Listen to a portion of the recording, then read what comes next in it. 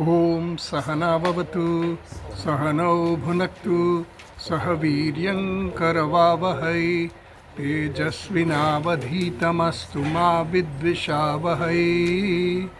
ॐ शान्ति शान्ति शान्तिः। ॐ पूर्णमदः पूर्णमिदं पूर्णात् पूर्णमुदच्यते पूर्णस्य पूर्णमादाय पूर्णमेवावशिष्यते।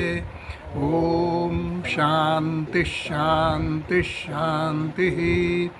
श्रुतिस्मृतिपुराणानाम् आलयं करुणालयं नमामि भगवत्पादं शङ्करं लोकशङ्करं शङ्करं शङ्कराचार्यं केशवं बादरायणं सूत्रभाष्यकृतौ वन्दे भगवन्तौ पुनः पुनः। ईश्वरो गुरुरात्मेति मूर्तिभेदविभागिने व्योमवद्व्याप्तदेहाय दक्षिणामूर्तये नमः। ॐ आप्यायन्तु ममाङ्गानि वाक्प्राणश्चक्षुश्रोत्रमथो बलमिन्द्रियाणि च सर्वाणि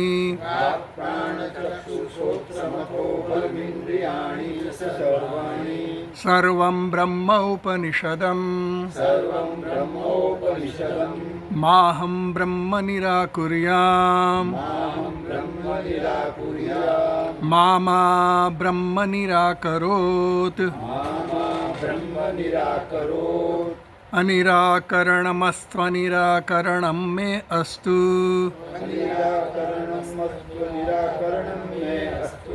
तदात्मनि निरतेय उपनिषत्सु धर्मास्ते मयि सन्तु।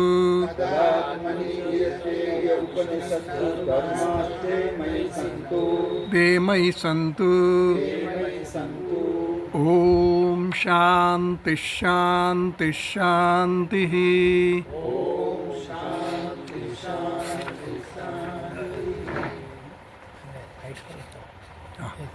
हमारे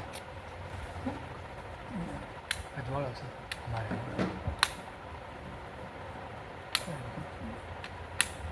અને તમારા અજવાળા છે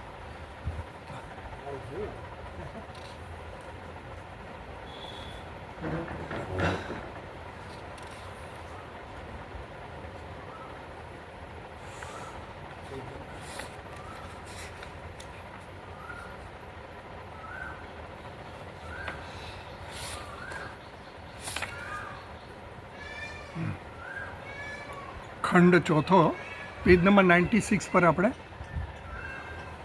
પહેલો મંત્ર છે. ચોથા ખંડનો પહેલો મંત્ર છે, પેજ નંબર 96 કૈલાસ આશ્રમના પુસ્તક. આપણે ત્યાં સુધી કરેલું, પહેલાં એનો પાઠ કરીશું. મળ્યું બધાને? સા બ્રહ્મ ઇતિ હોવાચ બ્રહ્મણો વા એતદ્ વિજયે મહીયધ્વમ ઇતિ તતઃ હ એવ વિદાંચકાર બ્રહ્મ ઇતિ. તો ઇન્દ્ર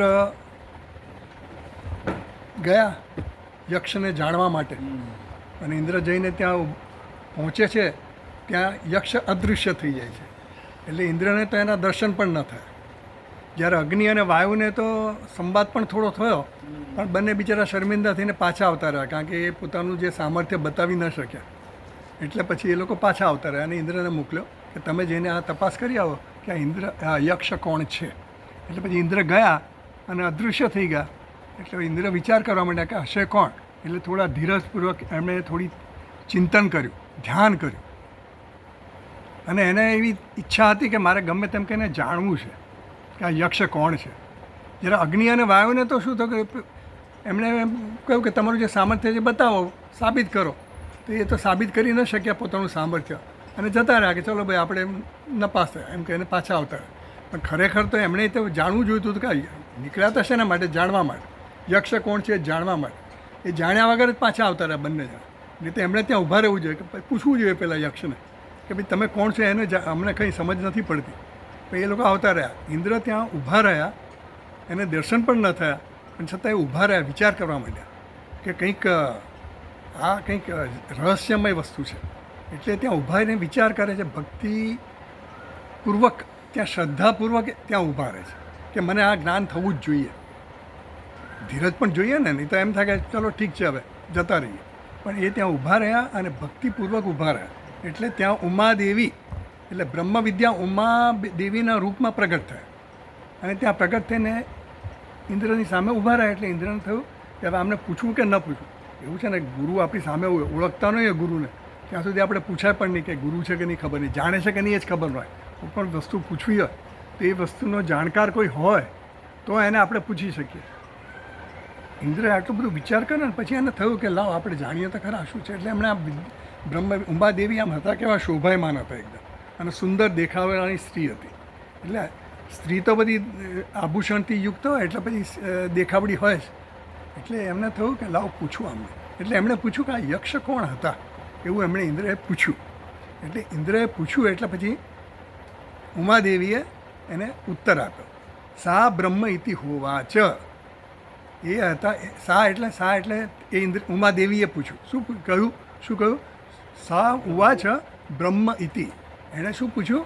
એણે શું કહ્યું કે આ બ્રહ્મ હતા. કોણ? જે યક્ષ જે અદૃશ્ય થઈ ગયા એ કોણ હતું? તો કે બ્રહ્મ, તો પરમાત્મા હતા, એવું કહ્યું. બ્રહ્મણો વા એતદ વિજય. તો કે એ હતા, ઓહ એવું હતું. તો કે બ્રહ્મણ વા એતદ વિજયે મહિયધ્વમ ઇતિ. એટલે તમે લોકોએ જે બ્રહ્મએ તમારા વતી જે પરમાત્માએ વિજય પ્રાપ્ત કરેલો એનો યશ તમે લોકો લેવા માંડ્યા અને તમે લોકો પોતાનો મહિમાનું ગાન કરવા લાગ્યા. અમે લોકોએ વિજય પ્રાપ્ત કર્યો, અમે લોકોએ અસુરોને હરાવ્યા. એટલે પોતાની પ્રશંસા કરવા માંડ્યા બધા એકબીજાની સામે. પેલી મિજલસ હતી ને, એ લોકોની પાર્ટી હતી ને એમાં. એટલે પછી કહે છે કે તમે લોકોએ જે વિજય પરમાત્માનો હતો એ પરમાત્માનો વિજય તમે પોતે જ માલિક બની ગયા એનો, અને તમે જ પોતે એનું માલિક બની કે અમે જ વિજય પ્રાપ્ત કર્યો. તમે પરમાત્માને ભૂલી ગયા. આપણે કંઈક ગૌરવ લઈએ, કંઈક અભિમાન આપણું બતાવીએ, યશ લઈએ તો આપણે શું કે મારી મહેનતથી મેં આટલા માર્ક્સ આવ્યા, મારી મહેનતથી મને આટલું મળ્યું, મારી મહેનતથી મેં પૈસા કમાયા વગેરે વગેરે. એમ ઇન્દ્રને પણ આવું જ થયું. એટલે વિજયમાં ખરેખર મહિમા કોનો હતો? પરમાત્માનો હતો. પણ આ બધા દેવતાઓએ પોતપોતાની બડાશો આંકવા માંડી હતી. તતઃ એવ, તતઃ એટલે ત્યારથી જ, તત એટલે ઇન્દ્રને જ્યારે આવું જ્ઞાન થયું. શું જ્ઞાન થયું? બ્રહ્મ વિદ્યાએ શું કીધું? હેમવતીએ શું કીધું કે ભાઈ તે તમે જે મહિમા જે તમારો લીધો એ મહિમા તમારો નહોતો, આ પરમાત્માનો હતો. એને જ્ઞાન થયું કે અમારો વિજય નહોતો, એને જ્ઞાન થયું. કારણ કે શું છે, એને શ્રદ્ધા હતી, ઇન્દ્રને શ્રદ્ધા હતી, ધૈર્ય હતું, ભક્તિ હતી અને વિદ્યામાં ભરોસો હતો. બ્રહ્મ વિદ્યા જે દેવી રૂપમાં આવ્યા એના પર ભરોસો પણ હતો કે આ જે કહેશે બરાબર છે, તો જ એને પૂછે ને.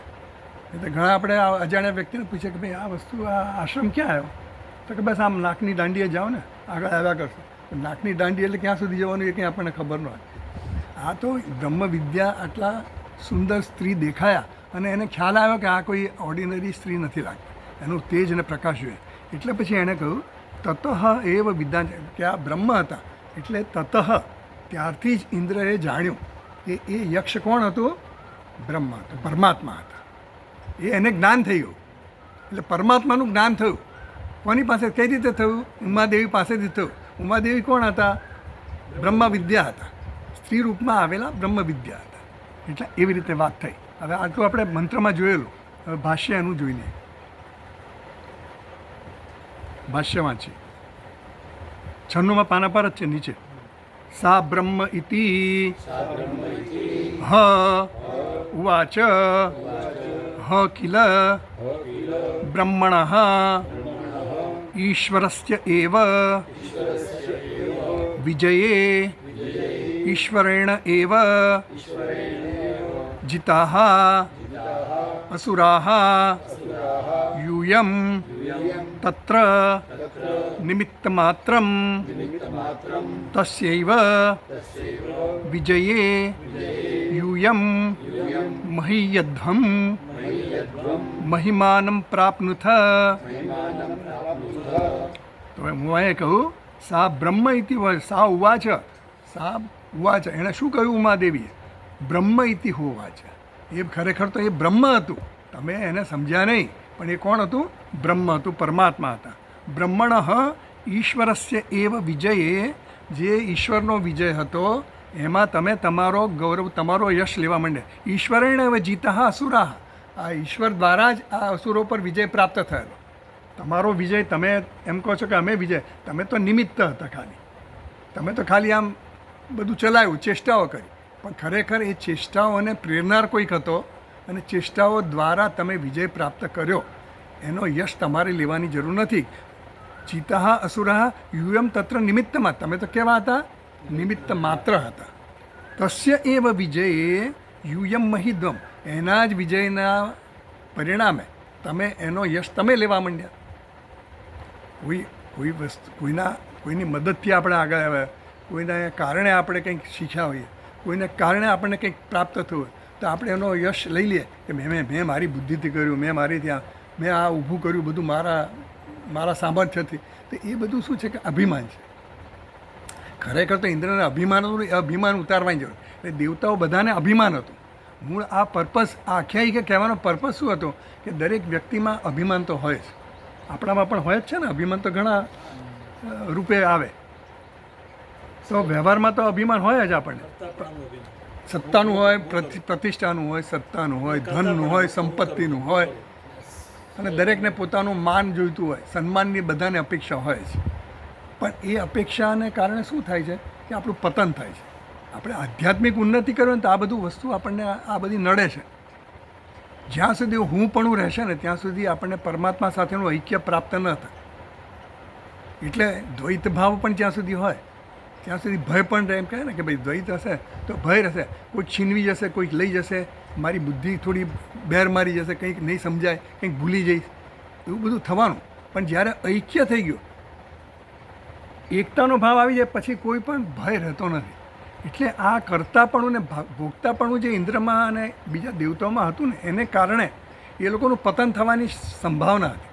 એટલે પરમાત્માને થયું કે આ લોકો પણ અસુરોની જેમ જ પતન પામશે, અને એટલા માટે એમણે યક્ષના રૂપમાં દર્શન આપ્યા.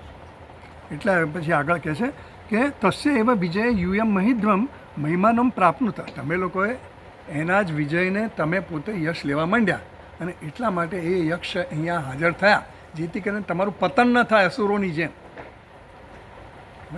એમ કહ્યું.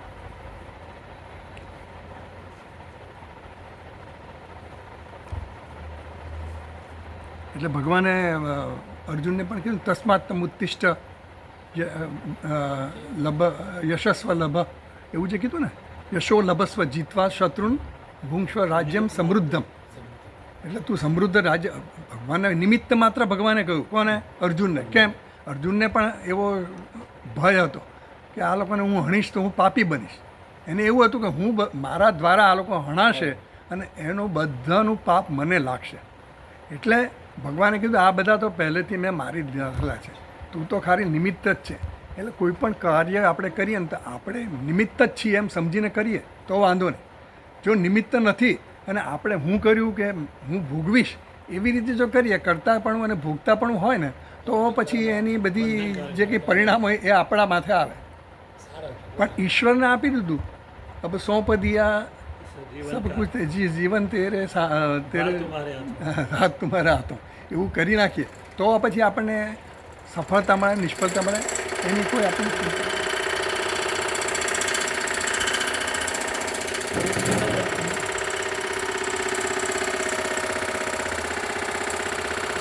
બંધ કરી દો.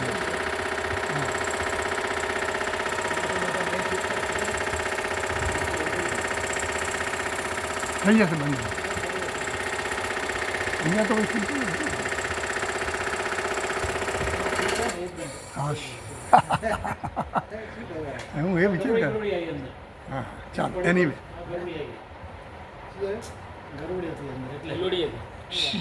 ફસાઈ ગયા છે. ચાલો એનીવે.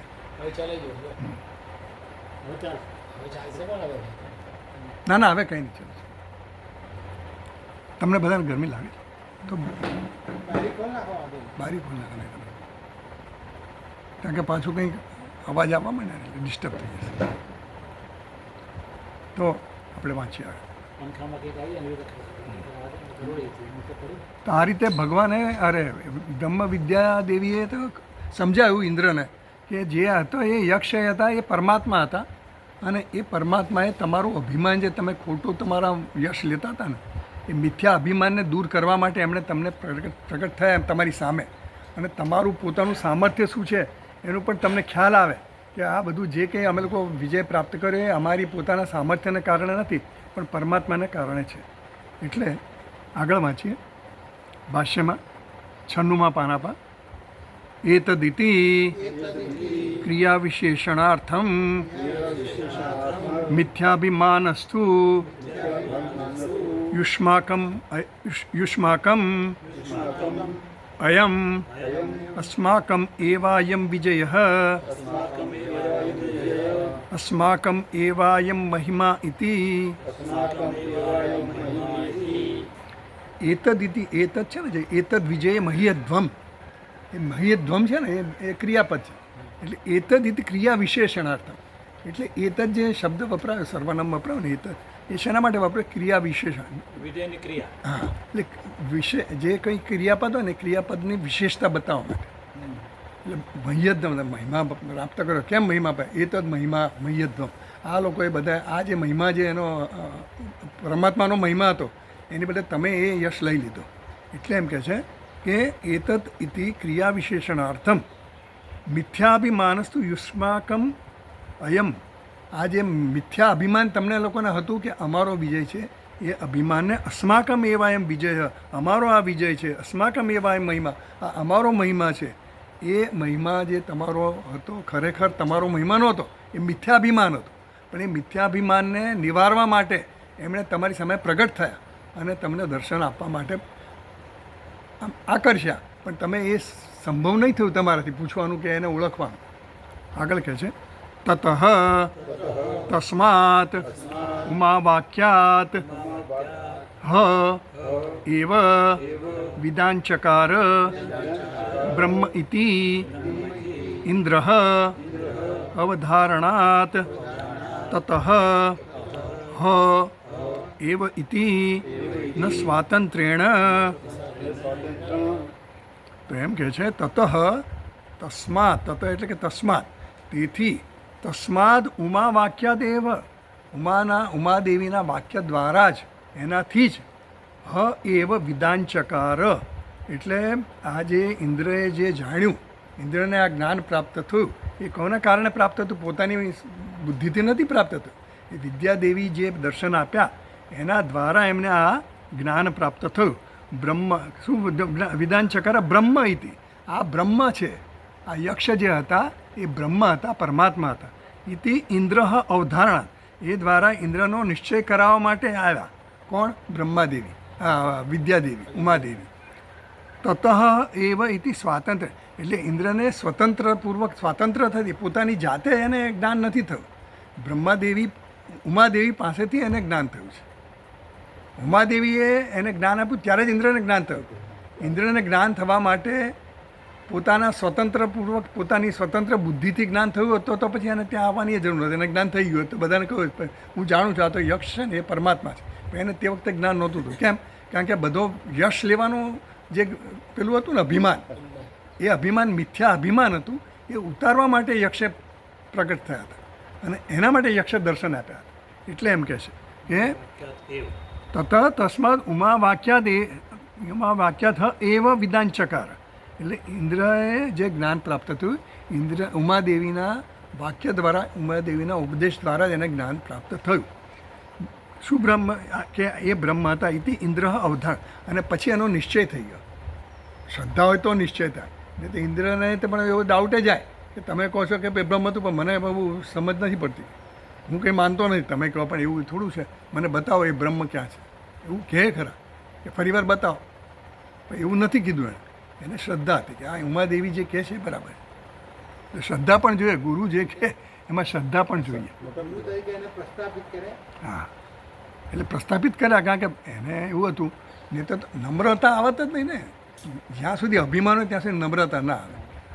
તું વળી મને કહેનારો કોણ એમ કે ને સ્વીકાર જ ના કરી શકે. સ્વીકારે જ નહીં, કારણ કે આ તમે અને એ પૂછવા જ ન જાય. પહેલી વસ્તુ તો પૂછવા જ ન જાય. હજી રાહ જુએ. ઉમાદેવી સામે આવે તોય રાહ જુએ કે પેલો યક્ષ આવે પછી જ જો, કાં તો એને હું માટે કંઈક તપાસ કરું આગળ જો કે પણ એ તો ઊભા રહ્યા શ્રદ્ધાપૂર્વક, ભક્તિપૂર્વક, પ્રેમપૂર્વક ઊભા રહ્યા અને પછી એને વિચાર આવ્યો કે શું કરું. ત્યાં વિદ્યાદેવી એટલે વિદ્યા, અને આ તો આપણે ખાલી આટલી વાત કરી પણ એ ઇન્દ્ર કેટલા વખત ઊભા રહેશે આપણને ખબર નથી. જેમ 32 વખત 101 વર્ષ એમણે રાહ જોઈ ને, એવી ત્યાં તે રાહ જોઈએ જ હશે. એવું નથી કે તરત જ પાછા તૈયાર જ હોય. પેલા આમ જાણે પેલો નાટકમાં કરવાનું એવું નહોતું કે તરત જ આવી જાય ને તરત જ એને ઉપદેશ આપી દેવું અને તરત ઉપદેશ પણ થઈ જાય અને જ્ઞાન પણ આવી જાય એવું નથી. હજારો વર્ષોની વાત છે. આ તો આપણને ખાલી બતાવ્યું કે ભાઈ આ એની પગથિયા બતાવે કે પહેલાં એ ત્યાં ઊભા રહ્યા, પછી શ્રદ્ધા અને ભક્તિને ધૈર્યપૂર્વક ઊભા રહ્યા, પછી એનામાં બીજા વિચારો ના કે મારા રાજ્યનું શું છે ને મારા વિશે બધા દેવતાઓ રાહ જોતા, એવું બધું કંઈ વિચાર્યું નહીં. આ કોણ હતા યક્ષ, આ યક્ષ કોણ છે, મારું સ્વરૂપ શું છે એવું એને સમજવાનું હતું. એમ આપણે પણ બધું જ છોડીને, એટલે એને બધું છોડી દીધું અને નમ્રતા પણ હતી એનામાં. અભિમાન હોત કે હું જાણી લઈશ મારી જાતે જ, તો એ હજી કંઈક શોધખોળ કરે, ચાલો આ બાજુ જઈએ આ બાજુ જઈએ, પણ કંઈ નહીં, ત્યાં ઊભા રહે અને ભગવાનનું ચિંતન કરવા માંડ્યા. એ કોણ હશે કોણ હશે કોણ હશે એવું આત્મચિંતન પણ થાય અને વિચાર પણ કર્યો અને એ હિસાબે એને આ પ્રગટ થયા ઉમાદેવી. પછી આગળ વાંચી ચાલો. તતઃ, હા એ આપણે વાંચી લીધું ને. તતઃ તસ્માદ ઉમાવાક્યાથ એવ વિધાન છે, એટલે સ્વાતંત્ર્યને બ્રહ્મ અન્વેષણમ ન કુર્યા, એવું ભાષ્યકારે મુંડક ઉપનિષદમાં કહ્યું કે સ્વતંત્રતાથી તમારે તમારી જાતે બ્રહ્મનું અન્વેષણ કરવું હોય, બ્રહ્મ વિશે જ્ઞાન પ્રાપ્ત કરવું હોય તો તમે ગમે એટલા વિદ્વાન હો ને છતાં પણ તમારી જાતે આ જ્ઞાન પ્રાપ્ત કરવાનો પ્રયત્ન નહીં કરો. કારણ કે બ્રહ્મનું અન્વેષણ જાતે નહીં કરવાનું, એટલે પરંપરા દ્વારા તમને આ જ્ઞાન થાય. સીધે સીધું તમે વાંચીને જ્ઞાન મેળવો ને એ જ્ઞાન થતું નથી હોતું. ભલા તમને એમ થાય કે મને સમજાયું બધું, પણ એ જ્ઞાન આપણા જીવનમાં આવે નહીં. બુદ્ધિમાં આવી ગયું સમજો, પણ એ આપણા વ્યવહારમાં કે આપણા જીવનમાં આવવું જોઈએ ને, એનો ઉપયોગ તો જીવનમાં થવો જોઈએ. આ જ્ઞાનનો ઉપયોગ કંઈ ખાલી આપણે વિદ્વત્તા માટે નથી, આપણા જીવનમાં એ ઉતરવું જોઈએ અને એ ટ્રાન્સલેટ થવું, સ્વામીજી કહે ને ટ્રાન્સલેટ થવું જોઈએ. It should be in translated in a life, એટલે આપણા જીવનમાં પણ એ ઉતરવું જોઈએ. એના માટે આપણે આ જ્ઞાનમાં, એટલે આ જે જ્ઞાન છે એ તમારે એને તમે સ્વતંત્રતાથી નહીં કરવાનું. એટલે ગુરુ પરંપરાનું મહત્ત્વ એટલે કોઈ પણ વિદ્યામાં ગુરુ પરંપરા તો હોય જ છે. કોઈ પણ વિદ્યા, ફિઝિક્સ, એમાંથી બધામાં પરંપરાથી જ જ્ઞાન આવતું હોય. ભલે એ જ્ઞાન આપણે શોધખોળ કરતા પણ પરંપરાથી આવ્યું ને. હા, કારણ કે ધારો કે પેલા કોણ એટકિન્સન ને બલ્બની શોધ કરી હતી, એડિસન બલ્બની શોધ કરી હતી. હવે એણે શોધ કરી પછી એ ક્યાંક અટકી ગયા, ત્યાંથી પછી આગળ ચાલ્યા. બલ્બ પછી આવ્યા, ટ્યુબલાઇટ આવી, જે આવ્યું બધા અલગ અલગ પ્રકાશના બધા ઉપકરણો શોધાયા. તો એ પરંપરાથી ધીમે ધીમે વિકાસ થાય ને, નહીં તો વિકાસ પણ ના થાય. આપણે અત્યારે જે વિકાસ પર આવ્યા એ પહેલાંની બધી જે, એટલે આ બધું ઋણ કેમ, એટલે ઋણ કહીએ છીએ આપણે, ઋણ બાકી આપણે બધાનું ઋણ ચઢેલું છે એ આપણે સમજીએ છીએ. એમ આ જે બ્રહ્મ વિદ્યાનું પણ પરંપરાગત જ્ઞાન પ્રાપ્ત થાય ને તો જ એ તમને સફળ થાય, નહીં તો એ બ્રહ્મ વિદ્યાનું જ્ઞાન તમને સફળ ન થાય. સફળ થવું એટલે આપણા જીવનમાં ઉતરવું, ટ્રાન્સફોર્મેશન ના આવે. આપણા જીવનમાં પણ પરિવર્તન આવવું જોઈએ. ધીમે ધીમે આપણા જીવનમાં પરિવર્તન આવતું દેખાય છે, આપણને સમજમાં પરિવર્તન આવતું દેખાય છે, જગત સાથેના વ્યવહારમાં પરિવર્તન આપણું દેખાય છે આપણને. એટલે આપણી દૃષ્ટિમાં ફેર પડી ગયો. જગત તો જેવું છે એવું જ છે એમ સમજો ને, પણ આપણી દૃષ્ટિમાં ફેર પડતો જાય છે. એટલે એમ કીધું કે સ્વાતંત્ર્યના, એટલે ઇન્દ્રએ પણ કોની પાસેથી પ્રાપ્ત કરી? આ ઉમાદેવી પાસેથી પ્રાપ્ત કર્યું. એટલે એને ઉમાદેવી દ્વારા આ જ્ઞાન પ્રાપ્ત થયું, એટલે એ સ્વતંત્ર રૂપે એને પ્રાપ્ત થયું નથી. આ જ્ઞાન કેવું હતું? અન્ય દેવ તદ વિદિતાત અથો અવિદિતાદ અધિ. આ જ્ઞાન કેવું છે? વિદિત કરતાં પણ અન્ય છે અને અવિદિત કરતાં પણ અન્ય છે. કેનોપનિષદમાં પહેલો જે બીજો મંત્ર આવ્યો ને, શ્રોત્રસ્ય શ્રોત્રમ મનસો મનોયત વાચો હ વાચમ સૌ પ્રાણસ્ય પ્રાણ, એ જે કીધું ને કે આ કોણ છે? આ બધું સાંભળવાનું જે ચાલે છે, એ પ્રવૃત્તિ જે કંઈ મન કરે છે કે ઇન્દ્રિયો કરે છે, એ ઇન્દ્રિયો પાછળ છે શું? ત્યાં કોણ છે કીધું? શ્રોત્રસ્ય શ્રોત્રમ, એ શ્રોત્રનો પણ શ્રોત્ર છે. એટલે શું? એ કોઈ એવું તત્વ છે, એવું એ પરમાત્મા છે. આપણે જે કહ્યું ને છેલ્લે આ પરમાત્માની જ વાત થઈ રહી છે. આખ્યાયિકા જે કહેવામાં આવી ને એ તો અર્થવાદના રૂપે કહેવામાં આવે. અર્થવાદ એટલે શું છે કે સ્તુતિના રૂપે. શું સ્તુતિ કરવા માટે કે આ જ્ઞાન જે છે એ એટલું બધું મહત્ત્વનું છે. કેમ મહત્ત્વનું છે? કારણ કે જીવનમાં એના સિવાય તમારી જીવનની સાચી સફળતા નથી. અને એટલા માટે મહત્ત્વ સ્થાપિત કરવા માટે આખી આખ્યાયિકા કહેવામાં. આખ્યાયિકા કહેવાનો અર્થ આપણને કંઈ વાર્તા કહેવાનો નહોતો, કારણ કે આ તત્વ એટલું બધું ગહન છે, રહસ્યમય છે અને દુર્વિજ્ઞેય કીધું. એને જાણવું અત્યંત કઠિન છે અને એટલા માટે આખ્યાયિકા દ્વારા આપણને સમજાવવામાં આવ્યું. એટલે ઉત્તમ જે અધિકારી હતો એના માટે તો પહેલાં 2 ખંડમાં કહેવાયું. ઉત્તમ અધિકારી જે હતો જેને તો જ્ઞાન થઈ ગયું એને તો 2 મંત્રો, પહેલાં 2 ખંડના જે મંત્રો આવી ગયા એ દ્વારા એને સમજાઈ ગયું. પણ હવે મધ્યમ અધિકારી છે કે મંદ અધિકારી છે, એને શું?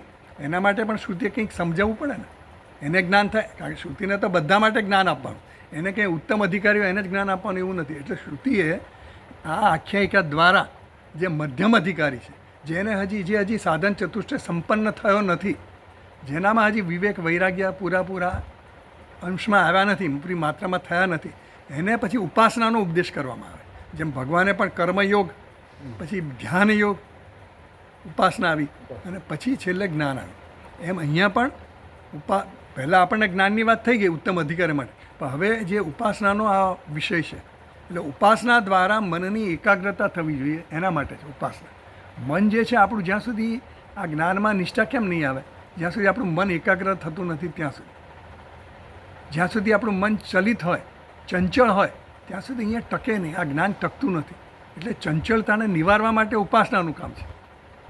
અને જો એકાગ્રતા હશે તો તમને આ જ્ઞાન, કારણ કે આ જ્ઞાન કેવું છે? સૂક્ષ્મ છે ને પાછું. દૃશ્ય તેવું તું અગ્રયા બુદ્ધિયા સૂક્ષ્મયા સૂક્ષ્મદર્શી. અગ્રયા બુદ્ધિયા, એકાગ્ર બુદ્ધિથી આ જ્ઞાન થાય. અને એકાગ્રતા માટે ઉપાસનાની જરૂર પડે. સતત ધ્યાન કરો, એક જ વૃત્તિનો પ્રવાહ ચાલે એને ઉપાસના. તો એક જ વૃત્તિનો પ્રવાહ સતત ઓમ નમઃ શિવાય બોલો કે જે કંઈ બોલતા હોય, જે તત્વનું અહમ બ્રહ્માસ્મિ બોલો કે સોહમ સોહમ, જે કંઈ કરવું હોય. પણ આપણે આપણી જે પ્રમાણેની આપણી મનની સ્થિતિ હોય ને એ પ્રમાણે આપણે સાધન પસંદ કરવાનું હોય.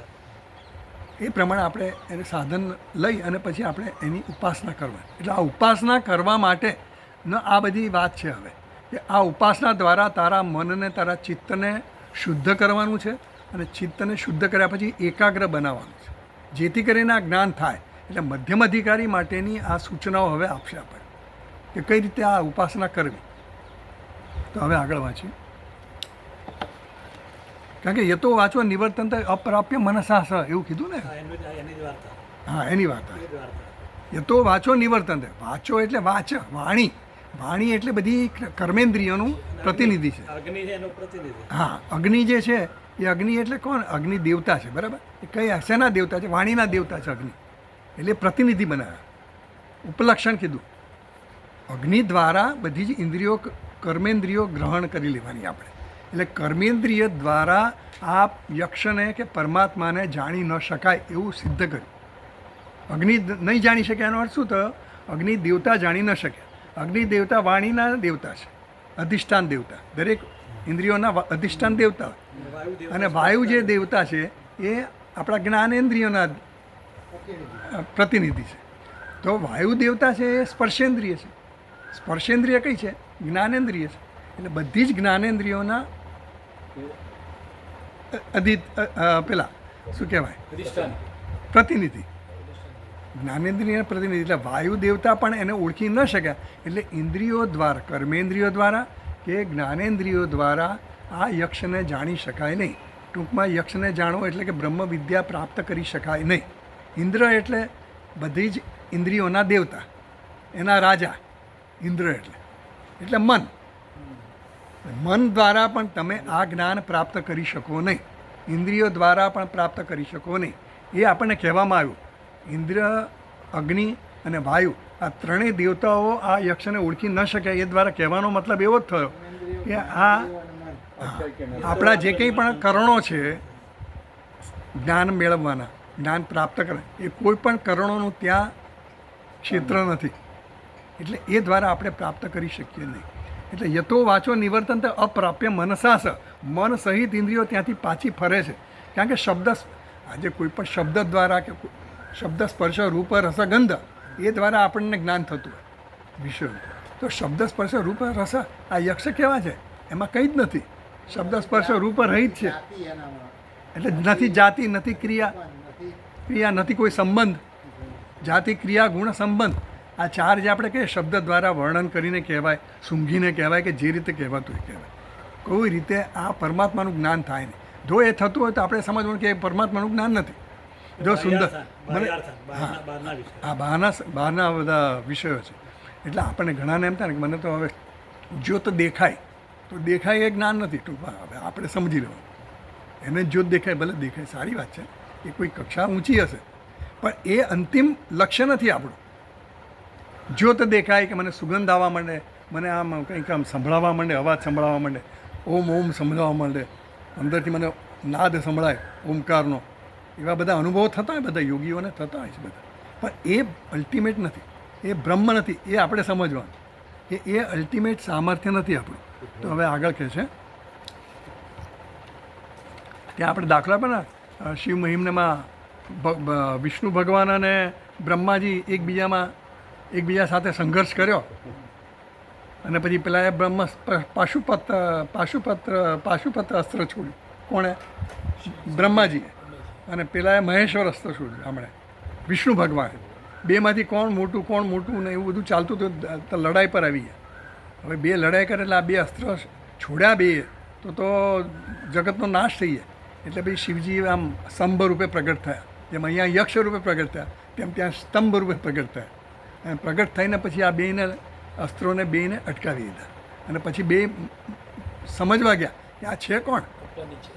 એટલે પેલા વિષ્ણુ ભગવાન નીચે ગયા અને બ્રહ્માજી ઉપર ગયા, હંસ ઉપર. પેલા વરાહ પર બેસીને નીચે ગયા. અંત મળ્યો નહીં. આ કોણ છે એ સમજી ન શકે. જેમ આ લોકો ગયા ને એવી રીતે જ ત્યાં થયું. અને છતાં પછી છેલ્લે શિવજી પ્રગટ થયા. એટલે એવી રીતે આ યક્ષ એટલે બ્રહ્મ જ્ઞાન જે છે ને એવું સહેલું નથી કે સીધે સીધું તમને પ્રાપ્ત થઈ જાય. એના માટે યોગ્યતા આપણી એટલે યોગ્યતા ક્રિએટ કરવી પડે. વિવેક, વૈરાગ્ય, સમાધિ, શક્ત, સંપત્તિ આ બધું જોઈએ. એ ખાલી આપણે કહેવાથી નથી આવતું. એના માટે પૂરેપૂરો પ્રયત્ન માગી લેશે. તો હવે આગળ વાંચી જાઓ. ભાષ્યમાં જ વાંચવાનું છે.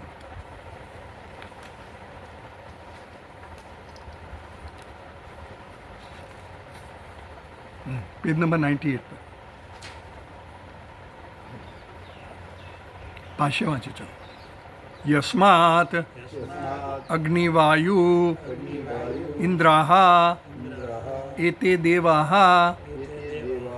બ્રહ્મણઃ સંવાદ દર્શનાદીના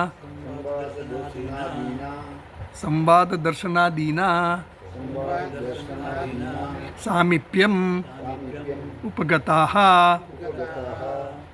તો એમ કહે છે કે યસ્માત કારણ કે અગ્નિ, વાયુ, ઇન્દ્રાહ, અગ્નિ, વાયુ ને ઇન્દ્ર આ ત્રણેય એતે દેવાહ બ્રહ્મણ સંવાદ દર્શનાદીના સામીપ્યમ ઉપગતા. એ ત્રણેય બ્રહ્મ સાથે સંવાદ પણ કર્યો અને દર્શન પણ કર્યું. દર્શન તો બધાએ દૂરથી તો કરેલા, બધા દેવતાઓએ કરેલા. પણ આ અગ્નિ અને વાયુ તો સામીપ્ય ગયા અને એમને પ્રશ્ન પૂછ્યો કે તમે કોણ છો એવું પૂછવા માટે ગયા. પણ પહેલાં જ પૂછ્યું. યક્ષે જ એમને સવાલ કર્યો કે તમે કોણ છો. એટલે એ સંવાદ થયો એ લોકોની સાથે. જ્યારે ઇન્દ્ર દેવતા ગયા ત્યારે એને તો કંઈ સંવાદ ન થયો, અદૃશ્ય જ થઈ ગયા. પછી સંવાદ થયો ઇન્દ્રને પછી બ્રહ્મ વિદ્યા જ્યારે એની પ્રગટ થઈ અને પછી ઇન્દ્ર દેવતાને એનું જ્ઞાન થયું અને એ દ્વારા બ્રહ્મ વિદ્યા દ્વારા એને જ્ઞાન થયું. પરમાત્માનું જ્ઞાન થવું એ જ એના દર્શન છે. જ્ઞાન થવું એટલે પાછા યક્ષ આવ્યા ને ઇન્દ્રને દર્શન આપ્યા એટલે હું આ છું એવું નહીં. એ તો ખાલી દર્શન આપ્યા એટલે કે એને જ્ઞાન થઈ ગયું કે હવે આ જે છે એ કોણ છે, બ્રહ્મ કોણ છે. એ પરમાત્મા યક્ષ એ બ્રહ્મ જ છે અને એ હું જ છું એવું એને જ્ઞાન થયું. એટલે આત્મા અને બ્રહ્મનું ઐક્યનું જ્ઞાન થયું. બ્રહ્મ વિદ્યા એટલે આત્માને બ્રહ્મના ઐક્યનું જ્ઞાન થવું. હું બ્રહ્મ છું, અહમ બ્રહ્માસ્મિ એ વૃત્તિ જ્ઞાન છે. પણ હું છું પછી એ જ હું છું જ, પછી હું છું જ રહે. પછી બ્રહ્મ કંઈ ન રહે. હું છુંમાં પછી વૃત્તિ બ્રહ્મ આવ્યું ને વચ્ચે, પાછું બ્રહ્મ એટલે પાછું કંઈક જુદી વસ્તુ થઈને ઊભી રહે. કોઈ વિશેષતાવાળું થાય. એટલે હું છું જ રહું છું એવું જ્ઞાન છે. આઈ એમ તો બ્રહ્મણ સંવાદ દર્શનાદીન, બ્રહ્મની સાથે વાતચીત અને દર્શન બંને થયા, સામીપ્યમ ઉપર અને સમીપથી થયા. પેલા લોકો કહેતા બીજા દેવતાનું દર્શન થયા પણ દૂરથી થયા અને પરોક્ષ રીતે થયા, પણ આ લોકોને બધાને નજીકથી એકદમ દર્શન થયા. તો હવે આ મંત્રમાં આપણે વાંચીએ. હવે સગુણ ઉપાસના જે છે ને એ બ્રહ્મ વિદ્યાનું ફળ કહે છે. હવે આ શ્લોકમાં આ મંત્રમાં આવે છે ને, હવે ત્રીજો મંત્ર જે આવે છે, બીજો ને ત્રીજો, એ બંને મંત્રમાં ફળ કહે છે કે આ વિદ્યાનું ફળ શું, આ ઉપાસનાનું ફળ શું. કારણ કે ઉપાસનાની વાત કરશે હવે. આ જે બંને આપણે ઇન્દ્રએ તો ઉપાસના જ કરી. પહેલાં તો ઇન્દ્રએ પહેલાં ઉપાસના કરી કે આ કોણ હશે, ધ્યાન કરવું એટલે ઉપાસના કરવી. અને ઉપાસના કરતાં કરતાં કરતાં કરતાં પછી એનું અંતઃકરણ એટલું બધું શુદ્ધ થઈ ગયું, ચિત્ત એકાગ્ર થયું, એટલે પછી એનું જ્ઞાન બ્રહ્મ વિદ્યાએ એની સામે પ્રગટ થયા અને એને જ્ઞાન થઈ ગયું ઇન્દ્રને. એટલે એકાગ્ર ચિત્તતા અને નિશ્ચલતા મનની, મન ક્યાંય ભટકતું નહોતું પછી. એટલે બે વસ્તુ જોઈએ, મનની નિશ્ચલતા પણ જોઈએ અને એકાગ્રતા પણ જોઈએ. એટલે ઉપાસના દ્વારા આપણને મનની નિશ્ચલતા પણ પ્રાપ્ત થાય અને એકાગ્રતા પણ પ્રાપ્ત થાય. એટલે હવે આગળને કહે છે, મંત્ર વાંચીએ બીજો 98માં પાના પર કૈલાસાશ્રમના પુસ્તકમાં. તસ્માદ વૈ એતે દેવાઃ અતિતરામ ઇવ અન્યાન દેવાન યત અગ્નિઃ વાયુઃ ઇન્દ્રઃ તેહિ એનત નિર્દિષ્ટમ પસ્પૃશુઃ તે હિ એનત પ્રથમઃ વિદાંચકાર બ્રહ્મ ઇતિ. તસ્માદ વયનું વા થઈ જાય, સંધિના નિયમ પ્રમાણે વયનું વા થઈ જાય. અહીં હોય ને પછી એનું અહીંનો આય થાય અને પછી યકાર ઉડી જાય. એ બધું દશરથભાઈને ખબર હતી. એટલે આ થઈ જાય. એટલે તસ્માદ વા કીધું ને એટલે દ પછી વા થઈ ગયો વયની બદલે. હા, એટલે તસ્માદ વય એ તે દેવાહ તિતરામ. નિશ્ચય અર્થમાં વાપરવામાં આવે. હા હિ હા, એ એટલે નિશ્ચયાર્થ. એટલે જરૂર થયું, ખરેખર થયું, એ લોકોને જ્ઞાન ચોક્કસ થયું. તસ્માદ વય એ તે દેવાહ અતિતરામ ઇવ અન્યાત દેવાન અગ્નિ વાયુ ઇન્દ્ર. આ અગ્નિ, વાયુ અને ઇન્દ્ર જે છે એમણે આ યક્ષને અત્યંત નજીકથી જોયા. એટલે અતિતરામ, જરૂર ચોક્કસપણે એ લોકો ચડિયાતા થયા. અતિતરામ એટલે ચડિયાતા થયા. કોને કરતાં? બીજા બધા દેવતાઓ કરતાં. 3 દેવતાઓ ચડિયાતા થયા. જેની પાસે બ્રહ્મજ્ઞાન હોય, જે બ્રહ્મજ્ઞાની હોય, એ બીજા બધા કરતાં ચડિયાતો થઈ જાય. રેન્કર બની ગયા, રેન્કર. એટલે એનું કારણ, આ કહેવાનો મતલબ છે, આ જે એનું જે આપણે મહિમા બતાવવા માટે કે આ જ્ઞાનનું ફળ શું છે, ફળશ્રુતિ કહેવી પડે ને. ફળ વગર કોઈ આમાં આવે નહીં આ વસ્તુ. હા, એટલે આ દ્વારા ત્રણેય જણાએ ધીરજપૂર્વક સતત પછી તો ચિંતન, કોણ છે કોણ, ખબર થાય બ્રહ્મ વિદ્યા શું હશે શું હશે શું હશે શું હશે એમ કરીએ તો પછી આપણે ક્લાસમાં આવીએ અને પછી શું હશે કરીએ, વાંચીએ, જાણીએ, બધું કરીએ ને આપણે આપણી રીતે કરીએ. એમ ત્યાં આ લોકોએ દેવતાઓને તો સામે યક્ષ દેખાય એટલે એ વિચાર આ યક્ષ કોણ હશે કોણ હશે કોણ હશે એવું ચિંતન ચાલે અને ન જાણે ત્યાં સુધી ચેન ન પડે. એ કીડો સળવળ થયા જ કરે. એમ આને પણ આ લોકોને ત્રણેય જણાને આવી ઈચ્છા થઈ. પેલા લોકો તો આ લોકો જવાબ લઈને આવશે એવું જ ધ્યાન રાખતા હતા. જ્યારે આ 3 જણાને તો પછી ત્યાં પહોંચ્યા અને બધી વાત કરી એટલે ખબર પડી. એટલે સંવાદ પણ કર્યો અને સમીપથી દર્શન પણ કર્યા. એટલે એમ કહે છે કે એ તે દેવા અતિતરામ ઇવ, જાણે કે બધું અન્યાન દેવાન અન્યત અગ્નિ વાયુ ઇન્દ્ર તેહિ એન નિર્દિષ્ટમ. નિર્દિષ્ટમ એટલે નજીકથી. નમો નિર્દિષ્ઠાય છે ને બધું. એ નિર્દિષ્ટ એટલે નજીકથી, એકદમ નજીક, સમીપથી. સ્પૃશુ છે, સ્પૃશુ છે મારામાં, સ્પૃશુ છે તમારા સ્પૃશુ, મારામાં સ્પૃશુ છે. સ્પૃશુ તે હિ એનત પ્રથમ વિધાન. કારણ કે આ લોકોએ ત્રણેય જણાએ પહેલાં બ્રહ્મને જોયું, યક્ષને પહેલાં એ લોકો દર્શન કર્યા. કેવી રીતે દર્શન કર્યા? આ બ્રહ્મ છે એવી રીતે. એ બ્રહ્મ ઇતિ એટલે કે આ બ્રહ્મ છે એવી રીતે આ લોકોએ દર્શન કર્યા. કોણે? અગ્નિ, વાયુ અને ઇન્દ્રએ. એટલે એ લોકો ત્રણેય દેવતાઓમાં, બીજા બધા દેવતાઓમાં એ લોકો ચડિયાતા ગણાય, શ્રેષ્ઠ ગણાય, ઉત્કૃષ્ટ ગણાય. તો ચાલો વાંચીએ, ભાષ્ય વાંચીએ. યસ્માત અગ્નિ, આપણે વાંચ્યું? આ નથી વાંચ્યું? નહીં, વાંચી ગયા નહીં? હા, એ વાંચી ગયા. હા, બીજી લાઈનમાં વાંચી. તસ્માત ઐશ્વર્ય ગુણૈ અતિતરામ ઇવ શક્તિ ગુણાદિ મહાભાગ્યૈ અન્યાન દેવાન અતિતરામ અતિશયેન શેરતે ઇવ એતે દેવાઃ ઇવ શબ્દઃ અનર્થકઃ અવધારણાર્થો વા. તો તસ્માત એટલે તેથી. શેના માટે તેથી કીધું? મંત્રમાં શું કીધું? તસ્માદ વા એતે દેવા. તસ્માદ વહી એતે દેવા. કારણ કે તેથી આ દેવતાઓ, એવું છે. તસ્માદ વા મંત્રમાં એવું છે. પણ તસ્માદ શેના માટે વાપરો? પહેલાં કંઈક યસ્માદ હોય તો ને, કંઈક કારણ હોય તો. યસ્માદ એટલે કારણ કે આવું થયું.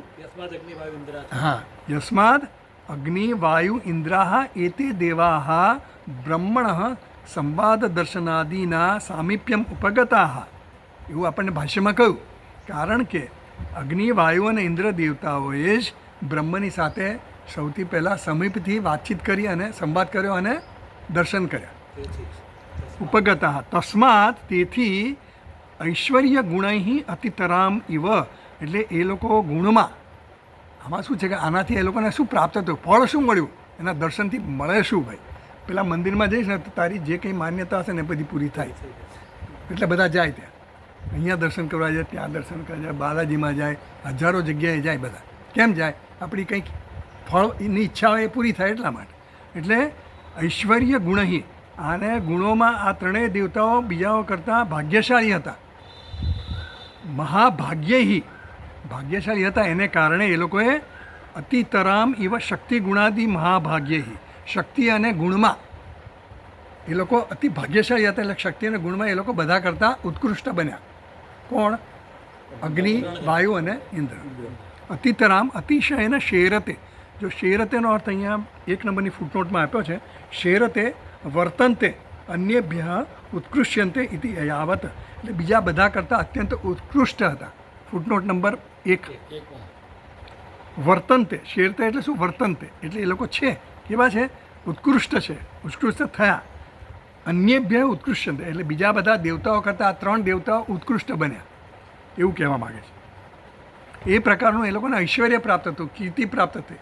કોને? આ 3 દેવતાઓ. એનું શેના કારણે થયું? આ જ્ઞાનને કારણે થયું. સંવાદ થયો, અને સંવાદ થયો તો ખરો, પણ સમીપથી સંવાદ થયો અને દર્શન પણ થયા.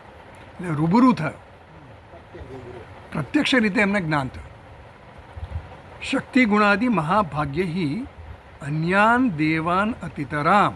મહાભાગ્યહી એટલે મહાભાગ્યથી એ લોકોને શક્તિ અને ગુણ વગેરે અત્યંત ભાગ્યશાળી હતા એ લોકો. એટલા માટે એ લોકોને આ ઉત્કૃષ્ટતા પ્રાપ્ત થઈ. પછી આગળ કહે છે ઈવ શબ્દ અનર્થક અવધારણ. એટલે આમાં ઈવ શબ્દ આવ્યો ને, અતિતરામ ઇવ. એ ઇવ શેના માટે છે ભાઈ? ઈવનો અર્થ ઇવ એટલે તો એના જેવું, એવું થાય. આમ જેવું ના. અહીંયા કંઈ એ અર્થ બેસતો નથી. એટલે ભાષ્યકારે ક્લિયર કર્યું કે ઈવ શબ્દ નિરર્થક છે, અથવા તો નિશ્ચય કરવા માટે છે. એ લોકોને જ્ઞાન થયું જ અને એના ઐશ્વર્ય પ્રાપ્ત થયું જ. એટલે ચોક્કસ કહેવા માટે, ચોક્કસ એને આ જ્ઞાનની ફળશ્રુતિ કહેવા માટે કીધું કે એ લોકોને શક્તિ અને ગુણ, શક્તિ એટલે ઐશ્વર્ય વગેરે, અને ગુણ એ લોકોનામાં ગુણ એટલે એ લોકો બહુ મહાન થયા. એ દ્વારા એ લોકોને આ પ્રાપ્ત થયું જ, એવો નિશ્ચયપૂર્વક કીધું કે આ જ્ઞાનથી કંઈ થતું નથી, એનું ફળ છે જ, અને આવું જ ફળ છે એવું કહેવા માટે. એટલે ઇવ શબ્દ અનર્થક અવધારણાર્થ હોવા. બીજું અર્થ કે એને કાં તો તમે ધ્યાનમાં જ ના લો, કાં તો એને નહીં. એટલે ઈવ શબ્દનો કંઈ અર્થ થતો નથી, એટલે ખાલી મૂક્યો છે અત્યારે, એવું સમજ. અનર્થક, વ્યર્થ. એટલે એનો કોઈ મિનિંગ નથી એમ. કાં તો મિનિંગ કાઢવો હોય તો પછી એ નિશ્ચય છે. અવધારણા છે. હા, અવધારણા તે નિશ્ચય અર્થ સમજ પડે છે ને. આગળ વાંચીએ. યદગ્નિ વાયુ ઇન્દ્ર તે દેવા યસ્માત એનત બ્રહ્મ નિર્દિષ્ટમ અંતિકતમમ પ્રિયતમમ પસ્પૃશુ સ્પૃષ્ટવંતઃ યથોક્તૈઃ બ્રહ્મણઃ સંવાદાદિ પ્રકારૈઃ તૈઃ યસ્માत् ચ હેતોઃ એનત બ્રહ્મ પ્રથમાઃ પ્રધાનાઃ સन्तः इति एतत् विदाञ्चक्रुः इति एतत् ब्रह्म इति यदग्निः वायुः इन्द्रः ते हि देवाः यस्मात् एनद् ब्रह्म निर्दिष्टम् अन्तिकतमं प्रियतमं स्पृशुः स्पृष्टवन्तः यथोक्तैः ब्रह्मणः संवादादि प्रकारैः ते हि यस्माच्च हेतोः एनद् ब्रह्म प्रथमः वगैरह वगैरह.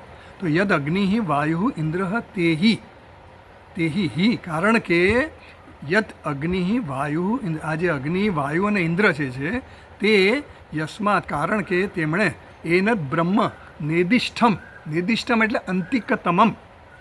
નિર્દિષ્ટ એટલે નજીકમાં નજીક, સમીપમાં સમીપ. નિર્દિષ્ટમ અંતિકતમમ પ્રિયતમમ. અંતિકતમમ એટલે પ્રિયતમમ. અંતિકતમમ એટલે શું? સૌથી નજીકમાં ને સમીપમાં સમીપમાં. એ સમીપમાં સમીપ ક્યારે હોય? જે આપણને પ્રિય હોય તો જ આપણે સમીપમાં સમીપ રાખીએ ને. સમીપમાં સમીપ કોને રાખીએ આપણે? જે આપણને પ્રિય હોય ને. એટલે પ્રિયતમમ, પ્રિયતર અને પ્રિયતમમ. પ્રિયતર પ્રિયતમમ સુપરલેટિવ ડિગ્રી. એટલે પ્રિયતમમ પસ્પૃશુહુ એ લોકોએ આને સ્પર્શ કર્યો. કેવી રીતે કર્યો? એકદમ નજીકથી, સમીપથી સ્પર્શ કર્યો. સ્પૃષ્ટવંત યથોક્ત હિ બ્રહ્મણ પ્રિયતમ ભાવથી, નજીકથી, પ્રેમથી. શું છે પેલું? યથા દેવે તથા ગુરો પેલું છે ને શ્વેતા શોધ. જેવી તમને યસ્ય દેવે પરાભક્તિ યથા દેવે તથા ગુરો. જેવી તમારી દેવતામાં ભક્તિ છે એવી જ ભક્તિ તમારા ગુરુમાં રહેવી જોઈએ. યથા દેવે તથા ગુરો. ગુરુમાં પણ એટલી જ શ્રદ્ધા અને ભક્તિ હોવી જોઈએ. એમ અહીંયા પણ શ્રદ્ધા અને ભક્તિની વાત થઈ. એટલે અગ્નિ વાયુ દેવા યસ્માદ એનદ બ્રહ્મ નિર્દિષ્ટમ અંતિકતમમ નજીકમાં નજીક પ્રિયતમમ સ્પૃશુઃ સ્પૃષ્ટવંત યથોક્ત હિ બ્રહ્મણ સંવાદાદિ પ્રકારૈ. એમણે તો આ સંવાદ વગેરે પણ કર્યો સમીપમાં રહીને. કોની સાથે? બ્રહ્મ સાથે. તે હિ યસ્માચ્ચ હેતો એને કારણે બ્રહ્મને પ્રથમ એનદ બ્રહ્મ પ્રથમઃ પ્રધાના. બ્રહ્મને પ્રથમ એટલે પ્રધાન રૂપે આ બ્રહ્મ છે. ઇતિ બ્રહ્મ ઇતિ છેલ્લે કીધું બ્રહ્મ ઇતિ આ બ્રહ્મ છે એ પ્રકારે એમણે વિધાનચકાર જાણ્યું. વિધાનચકાર એટલે વિધાનચક્રુહુ કર્યું. હા, એટલે પરોક્ષ ભૂતકાળ. ઇતિ એતદ બ્રહ્મ ઇતિ આ બ્રહ્મ છે એવું જાણ્યું. કોણે? આ ત્રણ દેવતાઓએ સમીપથી જાણ્યું. આ નિર્દિષ્ટમ છે ને એનું અંતિકતમમ કર્યું ભાષ્યકારે. નિર્દિષ્ટ શબ્દ વપરાયો પણ નિર્દિષ્ટનો અર્થ મંત્રમાં પણ છે નિર્દિષ્ટમ. તો એવો પાણીનું વ્યાકરણનું સૂત્ર છે. નિર્દિષ્ટ કેમ ના રાખ્યું અને અંતિકતમમ કેમ કર્યું? તો નેદની જગ્યાએ અંત થઈ જાય. એટલે અંતિક જે છે ને, અંતિક શબ્દ એની જગ્યાએ નેદ પાણીની સૂત્રથી થાય છે. નેદ શબ્દ આવ્યો કેવી રીતે? મૂળ તો અંતિકતમમ જ કહેવું જોઈતું હતું ને.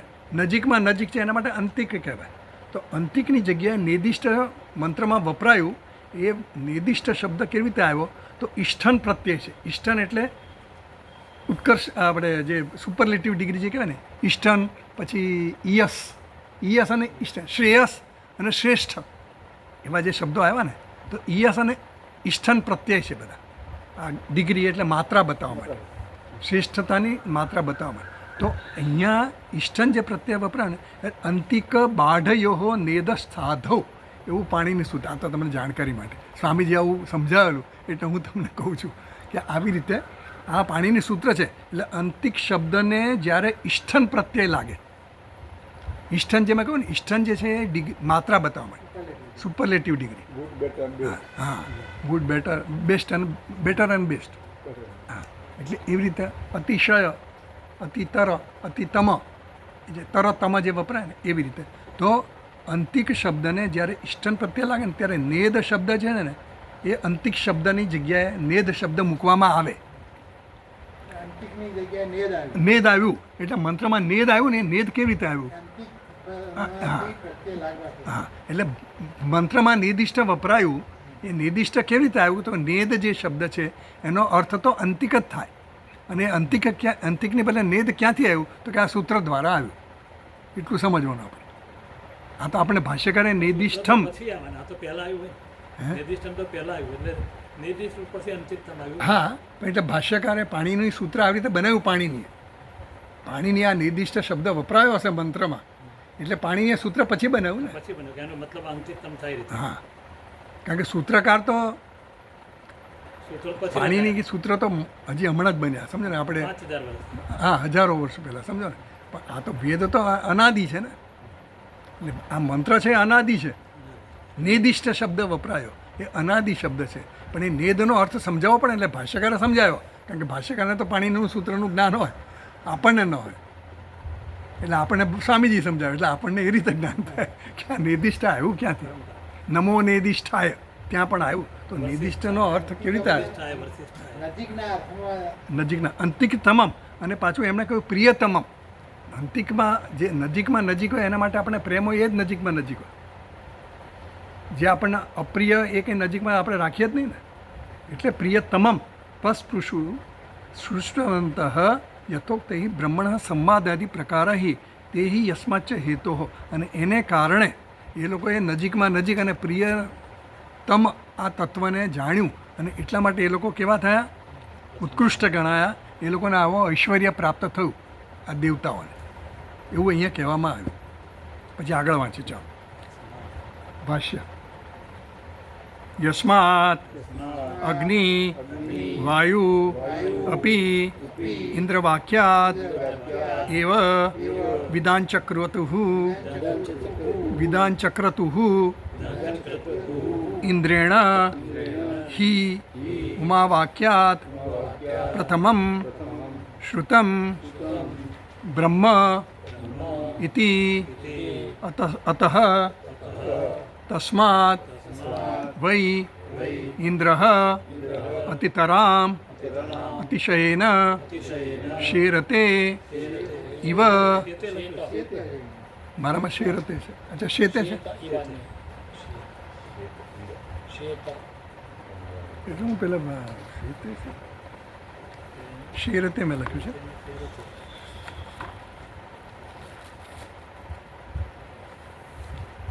શેરત એટલે વર્તન તે. હા, શેત વર્તન તે છે. શયન કરે તો શેત એટલે શયન કરે છે. શેરત એટલે થાય ને.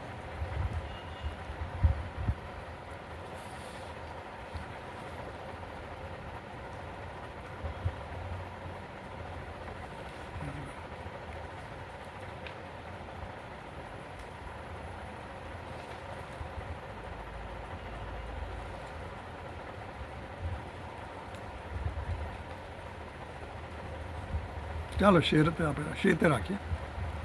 આમાં મળતું નથી.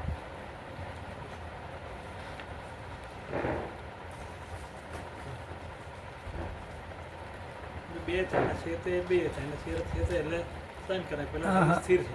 હા, પણ આમાં ઈશા આદેશ યાદ ઓકે ચાલો. અનુવાદમાં સ્થિર થાય એવું લખ્યું. અતિક્રમણ કરતા સ્થિત થયા એવું છે. ઓકે. શેતે ઇવ અન્યાન દેવાન સહ આપણે વાંચ્યું આખું. હજી બાકી. શેતે, અચ્છા.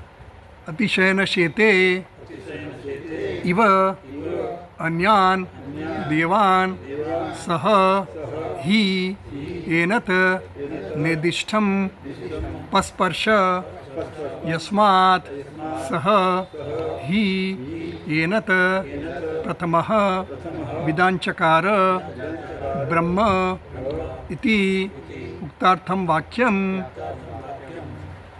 જો યસ્માદ અગ્નિ વાયુ અપી ઇન્દ્ર વાક્યાદ એવ વિદાંચક્રતુઃ.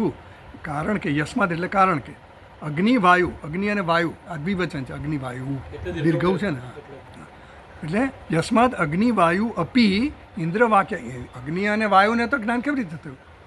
ઇન્દ્રને સીધું ઉમાદેવીએ ઉપદેશ કર્યો અને એને જ્ઞાન થયું. પણ અગ્નિ અને વાયુને ઇન્દ્ર વાક્યાદ એવ વિદાંચક્રતુઃ. ઇન્દ્ર દ્વારા એ લોકોને બ્રહ્મનું જ્ઞાન થયું. ઇન્દ્ર ત્યાંથી પાછા આવ્યા અને પછી દેવતાઓને રિપોર્ટ કર્યો કે ભાઈ મને તો યક્ષ એટલે કોણ ખબર પડી કે ભાઈ આ તો પરમાત્મા હતા. એવું જ્યારે ખબર પડી એટલે પછી અગ્નિને વાયુ તો પહેલાં જ ધ્યાન રાખે કે આપણે જેવી રીતે પાછા ભોંઠા પડીને આવી ગયા એવી રીતે આ ઇન્દ્ર પાછા આવે છે કે નહીં. પણ ઇન્દ્ર તો જાણીને આવે એટલે ઇન્દ્રએ ફક્ત જ્ઞાન આપ્યું કે ભાઈ હું જોઈ આવ્યો છું, સમજી આવ્યો છું કોણ છે આ. એટલે એમ કીધું ઇન્દ્ર વાક્યાદેવ વિધાન ચક્રતું ઇન્દ્રેણ હિ ઉમા વાક્યાત પ્રથમમ શ્રુતમ. ઇન્દ્ર દ્વારા જ આ પ્રથમમ શ્રુતમ ઉમા વાક્ય દ્વારા ઇન્દ્રએ કોની પાસેથી જ્ઞાન પ્રાપ્ત કર્યું? ઉમાદ્વયી પાસેથી ડાયરેક્ટ સીધું. એટલે એમને તો પ્રત્યક્ષ રૂબરૂ જ્ઞાન થયું. એ જ્ઞાન ઇન્દ્રએ પછી અગ્નિ દેવતાને અને વાયુ દેવતાને આપ્યું અને પછી બીજા દેવતાઓને ગયું. તો એતદ બ્રહ્મ શ્રુતમ બ્રહ્મ ઇતિ અતઃ.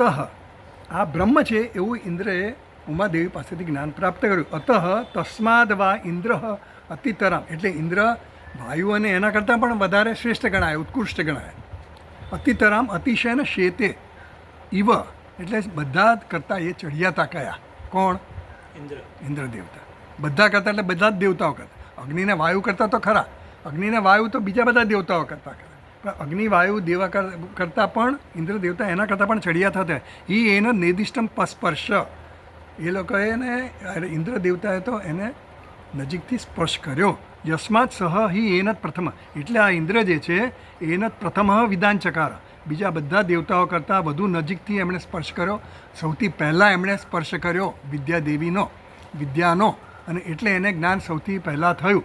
એટલે પ્રથમ ઇતિ ઉક્તાર્થમ વાક્યમ. અને એ જે પહેલાં જાણ્યું એ બ્રહ્મ છે આ પ્રકારે ઇન્દ્રને ખબર પડી. એટલે ઇન્દ્ર કેવા થયા? પ્રથમ થયા. અને એટલે ઉત્કૃષ્ટ. જે પહેલો નંબર આવે એ ઉત્કૃષ્ટ કહેવાય ને. પહેલાં જાણી લાવ્યા. કોણ લાવ્યું જાણીને? ઇન્દ્ર. એટલે પ્રથમ થયા, એટલે ઉત્કૃષ્ટ કહેવાય. એટલે આપણે મંત્ર વાંચી લઈએ. હા, વિધાન ચકાર એટલે જાણ્યું એને. વિધાન ચક્રુહ, વિધાન ચકાર. હવે આપણે ત્રીજો મંત્ર વાંચી લઈએ. આ વાંચવાનું બાકી રહ્યો ને. તસ્માદવા 98માં પાના પર જુઓ. 98માં પાના. તસ્માદવઈ ઇન્દ્ર અતિતરામ ઇવ અન્યાન દેવાન સહ હિ એનત નિર્દિષ્ટમ પસ્પર્શ સહ હિ એનત પ્રથમઃ વિદાંચકાર બ્રહ્મ ઇતિ. તેથી તસ્માદવા, તેથી ઇન્દ્ર અતિતરામ ઇવ અન્યાન દેવાન. બીજા દેવો કરતાં એ ચડિયાતા થયા. અતિતરામ એટલે ચડિયાતા થયા. સહ હિ એન નિર્દિષ્ટમ પસ્પર્શ. કારણ કે ઇન્દ્રએ અત્યંત નજીકથી સ્પર્શ કર્યો. બ્રહ્મ વિદ્યાનો સ્પર્શ એને નજીકથી થયો. સ્પર્શ સહ એને પ્રથમ વિધાન ચકાર. બ્રહ્મને સ્પર્શ કર્યો અને કારણ કે એને બ્રહ્મ તરીકે એણે પહેલાં જાણ્યું કે એ બ્રહ્મ છે એવું જાણનાર કોણ હતા? ઇન્દ્ર હતા પહેલાં. કોના દ્વારા જાણ્યું? બ્રહ્મ વિદ્યા ઉમાદેવી દ્વારા જાણ્યું. એટલે એ પ્રથમ થયા, ઉત્કૃષ્ટ થયા. બીજા બધા દેવતાઓ કરતાં ઇન્દ્ર શ્રેષ્ઠ ગણાયા. અને એની પાસે ઐશ્વર્ય પણ શ્રેષ્ઠ બધા કરતાં વધારેમાં વધારે અત્યંત અધિક થયું એવું કહેવામાં આવ્યું. આપણે ભાષા તો જોઈ લીધું, એટલે હવે આપણે પૂરું કરીએ તો કેમ કે આગળ જવું છે, વાંચવું છે, ટાઈમ હોય તો. તસ્ય આદેશ વાંચવું છે ના, ભાષ્ય કરી લઈએ ને પછી તો. તમને કોઈને ઉતાવળ ન હોય તો કરી લઈએ. ચાલો તો પહેલાં મંત્ર વાંચીએ. ચાલો, 4થા નંબરનો મંત્ર છે ને, ખંડ 4. આ ભાષ્ય પછી લઈએ, પહેલાં મંત્ર વાંચીએ. પેજ નંબર 100 પર છે. તસ્ય એષઃ આદેશઃ યદેતત વિદ્યુતઃ વિદ્યુત નહીં એક મિનિટ વિદ્યુત આ હવે જ્યાં 3 લખ્યું ને એટલે પ્લુત છે પ્લુત એટલે રસ્વ દીર્ઘ અને પ્લુત. રસ્વ જે હોય ને રસ્વ દીર્ઘ અને પ્લુત આવે સિંગલ ડબલ એટલે એની 3 માત્રા કહેવાય પ્લુત એટલે જેટલો સમય તમે રસ્વ માટે વાપરો એની કરતાં બમણો સમય તમારે દીર્ઘમાં આપવાનો અને એની કરતાં વધારે 3 ગણો પ્લુતમાં આપવાનો. એટલે તક્રમ આ બધા વેચવા આવે ને વેચવા ને વેચવામાં ફેર હો. વેચવું એટલે મફત આપવું અને વેચવું એટલે પૈસા લઈને વેચવું. એટલે જે વેચવા આવે ને બધા એટલે આમ ચાય એમ બોલે ને ચાય પાણી એમ લંબાવે ને એ પ્લુત કહેવાય. એટલે પાણીનું સૂત્ર છે ને તક્રમ સૌરાષ્ટ્ર નારીનું તક્રમ એવું કહેવાય. સૌરાષ્ટ્ર નારીનું તક્રમ એ તક્રમ એટલે છાશ એ છાશ વેચવાની કહે ને તો તક્રમ એવું બોલે એના પરથી આ પ્લુત એટલે પ્લુત જે છે ને એ લંબાવવાનું એટલે આ એમ કહીએ આપણે. તો આગળ તસ્ય એષ આદેશ આપણે વાંચ્યું આખું મંત્ર વાંચી લીધો આ સુધી આયા હા સુધી હા વ્યદ્યુતત આ ઇતિ ઇત ન્યમિમિષત મળ્યું તમને આમાં ઇત છે પાછું એટલે મેં ઇત બોલ્યો હું. ઇતિ પછી ઇત છે. ઇતિ દીર્ઘઈ છે ને ઇતિ દીર્ઘઈ છે ને મંત્રમાં એટલે ઇતિ પછી ઇત આવે ઇત ખોડો તકાર આવે એટલે ઇતિ ઇત હા એ ન થઈ જાય સંધિના નિયમથી ન થઈ જાય એ ઇતનો પછી ન કરી નાખ્યો નમી પાછળ ન આવ્યો ને એટલે ન થઈ જાય ઇતિ પછી આપણે એમાં બહુ ઊંડાણમાં નહીં જઈએ. ઇતિ ઇત નમિમિષત આ ઇતિ અધિદૈવતમ તસ્ય એષઃ આદેશ આ બ્રહ્મની ઉપાસના માટે કહે છે. તસ્ય એટલે કે બ્રહ્મનો આ બ્રહ્મ માટેની ઉપાસના સંબંધી આદેશ છે. આદેશ એટલે કે ઉપદેશ છે સૂચના છે. શું સૂચના છે? યદ એતત વિદ્યુત આ જે વીજળીમાં જે ચમકારો છે વીજળીનો ચમકારો છે વ્યદ્યુતત જે ચમકારો વીજળીનો ચમકવા જેવું છે ઇતિ નમિમિષત જે આંખનો પલકારો છે ઇતિ અધિદૈવતમ એ અધિદૈવત છે એ આ પરમાત્માનું અધિદૈવત રૂપ છે એવું આપણને મંત્રમાં કહેવામાં આવે કે આ વીજળીનો ચમકારો કે આંખનો પલકારો આ બે આપણને છે ને ઉપાસના માટેના બે આશ્રય આપ્યા આધાર આપ્યા કે આપણે ઉપાસના કરવી તો કંઈક તો જોઈએ ને આપણી પાસે આધાર શેના અવલંબન શેનું કરીએ આપણે તો આ વીજળીનું વિદ્યુત એટલે વીજળીનું અને આંખના પલકારાનું આપણને આલંબન કહે છે કે વીજળી જેવી વીજળી છે એવી રીતે આપણને સમજાવે છે ભાષ્યકાર એનું ઘણા લંબાણથી ચર્ચા છે. એટલે વીજળી અને આંખનો પલકારો આ બ્રહ્મ કેવું છે તો કે વીજળી જેવું છે વીજળીના ચમકારા જેવું છે અને આંખના પલકારા જેવું છે એવી રીતે બ્રહ્મનું ધ્યાન કરવાનું. હવે વીજળીના ચમકારા રૂપે કેવી રીતે ધ્યાન કરવું અને આંખના પલકાર રૂપે શું એનામાં કોઈ પણ વસ્તુની ઉપમા આપણે સરખામણી કરીએ ને તો કંઈક એમાં સાદૃશ્ય હોય તો જ સરખામણી થાય. પેલો માણસ કોના જેવો છે તો આપણે એનું કંઈક આપીએ કે એનું નાક લાંબુ છે કે એનું શરીર હાથી જેવું છે એવું કહીએ હાથી જેવો દેખાય એની ઉપમા આપીએ હાથી જેવી. ઉપમાન છે ને ઉપમાન એક પ્રમાણ છે એટલે પ્રમાણ આપવા માટે પેલું છે કે બાયસન ઇંગ્લિશમાં બાયસન કે એટલે ગાય કેવું છે ગવય આ ગાય કેવી છે તો કે બાયસન જેવું છે. બાયસન એક પ્રાણી છે એને ગાય જેવી જ દેખાય તો કોઈએ બાયસનને જોયું હોય તો બાયસન એક ગાય જેવું છે. હા એટલે ગવાય એને ગવાય કંઈક કહે છે ભાઈ તો એ ગવાય કેવું છે તો કે ગાય જેવું છે. એટલે પેલો માણસ ગાયને જોઈ છે પણ ગવાઈને જોયું નથી. જેમ મેં પહેલાં દાખલા આપેલા ને લાડુ બુંદીનો લાડુ કેવો હોય એવું પેલા અમેરિકનને ખબર ન હોય કે તો કે પિંગપોંગનો બોલ હોય ને એના જેવો હોય ટેબલ ટેનિસના બોલ જેવો હોય. આપણા દયાનંદ સ્વામીનો દાખલો પિંગપોંગનો બોલ હોય ને એના જેવો હોય તો કે પણ કેવો હોય તો કે એ પીળા રંગનો હોય બોલ જે સફેદ હોય ને પિંગપોંગનો બોલ તો સફેદ હોય આ કેવો હોય તો કે એ પીળો હોય અને બરાબર બોલ જેવો હોય. એટલે પછી પેલો જમવા બેસે અને પેલો બોલની જેમ પેલું દેખાય લાડુ આવે એટલે પછી એને હા બરાબર આ લાડુ છે ને આ બુંદીનો લાડુ છે એને ખબર પડે પિંગપોંગના બોલ જેવો જ છે અને પીળો છે એવી રીતે ઓળખાણ આપે. એટલે ઉપમા જો હોય, સરખામણી હોય ને, તો સરખામણી દ્વારા આપણે નિર્દેશ કરી શકીએ. હવે બ્રહ્મનું કોઈ સરખામણી થાય એવું તો છે જ નહીં. બ્રહ્મને કોઈ જોયું હોય તો એની સરખામણી થાય ને. આપણે કોઈ વસ્તુનો અનુભવ કર્યો હોય ને તો એની સરખામણી આપણે કરી શકીએ કે ભાઈ આ ઊંચો છે, કોના જેવો દેખાય? ફલાણા ભાઈ જેવો દેખાય છે. એવું આપણે જીવું કહેવું પડે. સરખામણી કરીએ એટલે જેવું બતાવવું પડે ને. તો એવું દેખાડવા માટે કંઈક આપણે અનુભવ થયેલો એવી વસ્તુ કહેવી પડે. હવે બ્રહ્મને તો જોયું નથી એટલે અહીંયા આપણને ઉપનિષદ આપણને એનો સરખામણી કરવા માટે એની કંઈક ગુણો સરખાવે. આ કહે ને ફાયરી, એની સ્પીચ કેવી હતી? ફાયરી સ્પીચ હતી. ફાયરી સ્પીચ એટલે શું? અગ્નિ જેવી સ્પીચ હતી. અગ્નિ એટલે કંઈ અગ્નિ હતી એટલે શું જ્વાળા નીકળતી? તો કે ના, ફાયરી સ્પીચ એટલે એકદમ તેજસ્વી તીવ્ર સ્પીચ હતી, એની જોરદાર સ્પીચ હતી. એમ કે આ તો એવા શબ્દો વપરાય છે આપણે. એમ અહીંયા આ વીજળી જેવું કહેવામાં આવ્યું. આ બ્રહ્મ કેવું છે? તો કે વીજળીના ચમકારા જેવું છે, આંખના પલકારા જેવું છે. તો હવે આપણે આંખના પલકારાના ગુણ શું છે?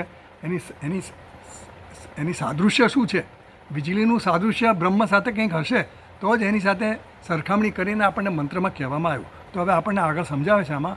જુઓ ભાષ્ય, પેજ નંબર 100 પર ભાષ્ય છે. જી હા, ઇન્દ્રિય અતિન્દ્રિય છે, પણ એનું અતિન્દ્રિય છે પણ એને સમજાવ. રામ અને રાવણનું યુદ્ધ, તો રામ અને રાવણનું યુદ્ધ કોના જેવું? હવે એની કોઈ સરખામણી થાય ને તો રામ ને રાવણના જેવું છે એવું કહેવામાં આવ્યું છે. સાથે જ સરખામણી. રામ અને રાવણનું યુદ્ધ કેવું? તો કે રામ અને રાવણના જેવું. બીજો અલંકાર આવે એ ઉપમા નહીં, એક બીજો જ.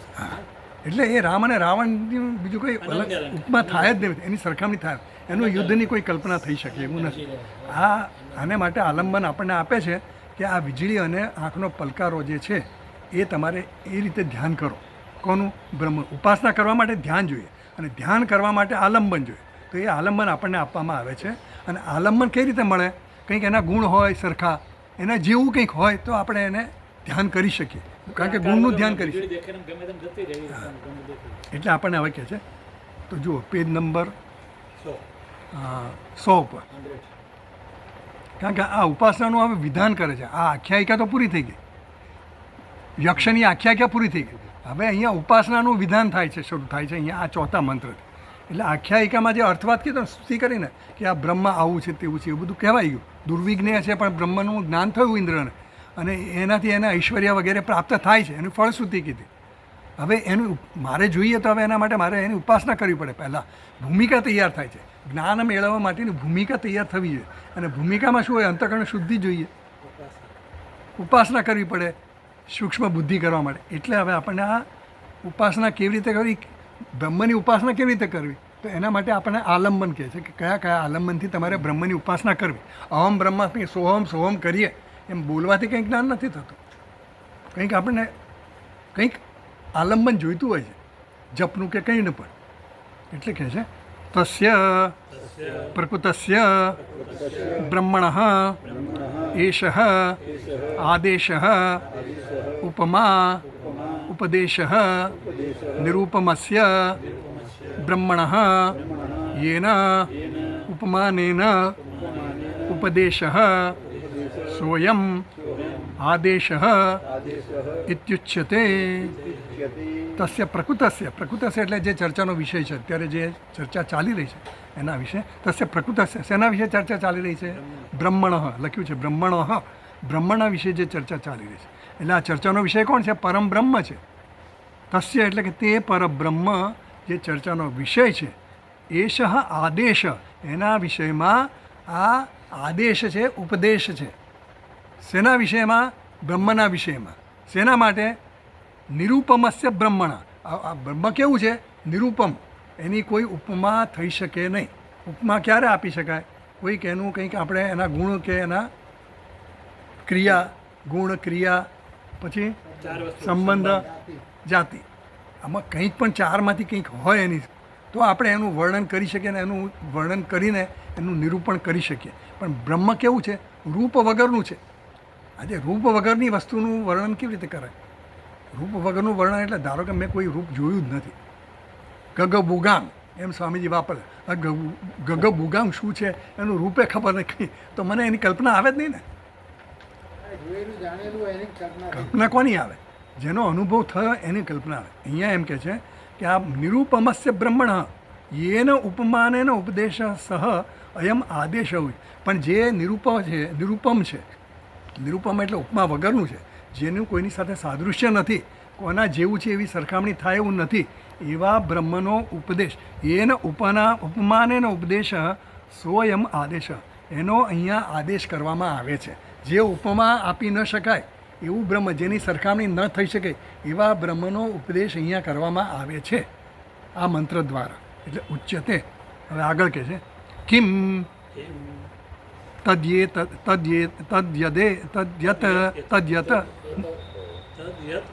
હા તદ્યત એતત પ્રસિદ્ધમ લોકે વિદ્યુત વ્યદ્યુત વિદ્યોતનમ કૃતવત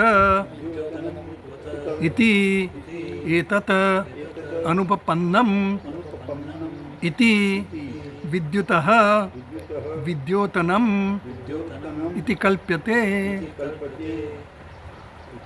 તો જુઓ કિમ તદ્યેતત, તો આ વળી આદેશ તમે આપો છો, આ ઉપદેશ આપો છો, કિમ તદ, એ આદેશ શું છે પ્રશ્ન કરે છે. તો યદ એતત પ્રસિદ્ધમ લોકે વિદ્યુત, આ જે લોકમાં પ્રસિદ્ધ છે, જાણીતું છે. શું છે પ્રસિદ્ધ? વિદ્યુત, વીજળી. વ્યદ્યુત, વીજળી એટલે શું? વ્યદ્યુત, વ્યદ્યુત એટલે ચમકારો થયો, વીજળીનો ચમકારો કર્યો, વીજળીએ ચમકારો કર્યો, ચમકતી વીજળી હોય ને, વ્યદ્યુત જે ચમકારો કર્યો. વિદ્યોતનમ કૃતવત એટલે શું? વ્યદ્યુતનો અર્થ શું થયો? વિદ્યોતનમ કૃતવત. વિદ્યોતનમ એટલે ચમકારો કર્યો, ક્રિયાપદ છે. વ્યદ્યુત એ ક્રિયાપદ છે. વ્યદ્યુત વી પ્લસ વિદ્યુત, વિદ્યુત, એ રીતે એને વ્યદ્યુત જ કર્યું. અને વિદ્યોતનમ કૃતવત ઇતિ એતત અનુપન્નમ, તો એ તો કંઈ બરાબર યુક્તિયુક્ત લાગતું નથી. વીજળીએ ચમકારો કર્યો, વિદ્યુત જે વીજળીનો ચમકારો છે એ ચમકારો એ કંઈ બરાબર યોગ્ય લાગતું નથી કે વીજળીએ ચમકારો કર્યો.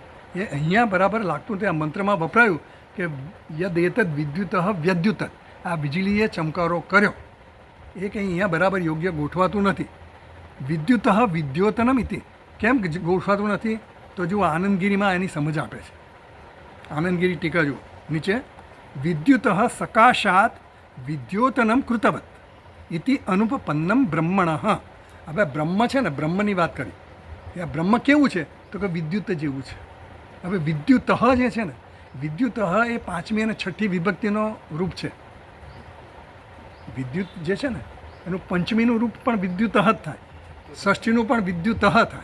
એટલે હવે અહીંયા વિદ્યુત કીધું તો પંચમી લઈએ તો શું થાય કે વિદ્યુતમાંથી એવું થાય કે વિદ્યુત સકાશાત, સકાશાત એટલે પંચમી, એટલે વિદ્યુતમાંથી બ્રહ્મ વિદ્યોતનમ કૃતવત, વિદ્યુતમાંથી વીજળીમાંથી બ્રહ્મ પ્રકાશિત થયું એવો અર્થ થાય. સમજ પડી? અહીંયા આનંદગીરી એવું કહે વિદ્યુત સકાશાત વિદ્યોતનમ કૃતવત ઇતિ અનુપપન્નમ બ્રહ્મણ. બ્રહ્મ કેવું છે? સ્વયં જ્યોતિઃ. બ્રહ્મ કેવું છે? સ્વયં પ્રકાશ છે. તો સ્વયં પ્રકાશને કંઈ પ્રકાશ કરવાની જરૂર ખરી? સૂર્યને આપણે પ્રકાશિત કરવાની જરૂર ખરી? લાઇટ કરવી પડે સૂર્યને જોવા માટે? ન કરવી પડે. એટલે હજી સમજાવશે, બીજી આગળ આવશે. એટલે પહેલાં સકાશાત બે પંચમી અને ષષ્ઠી બંને થાય.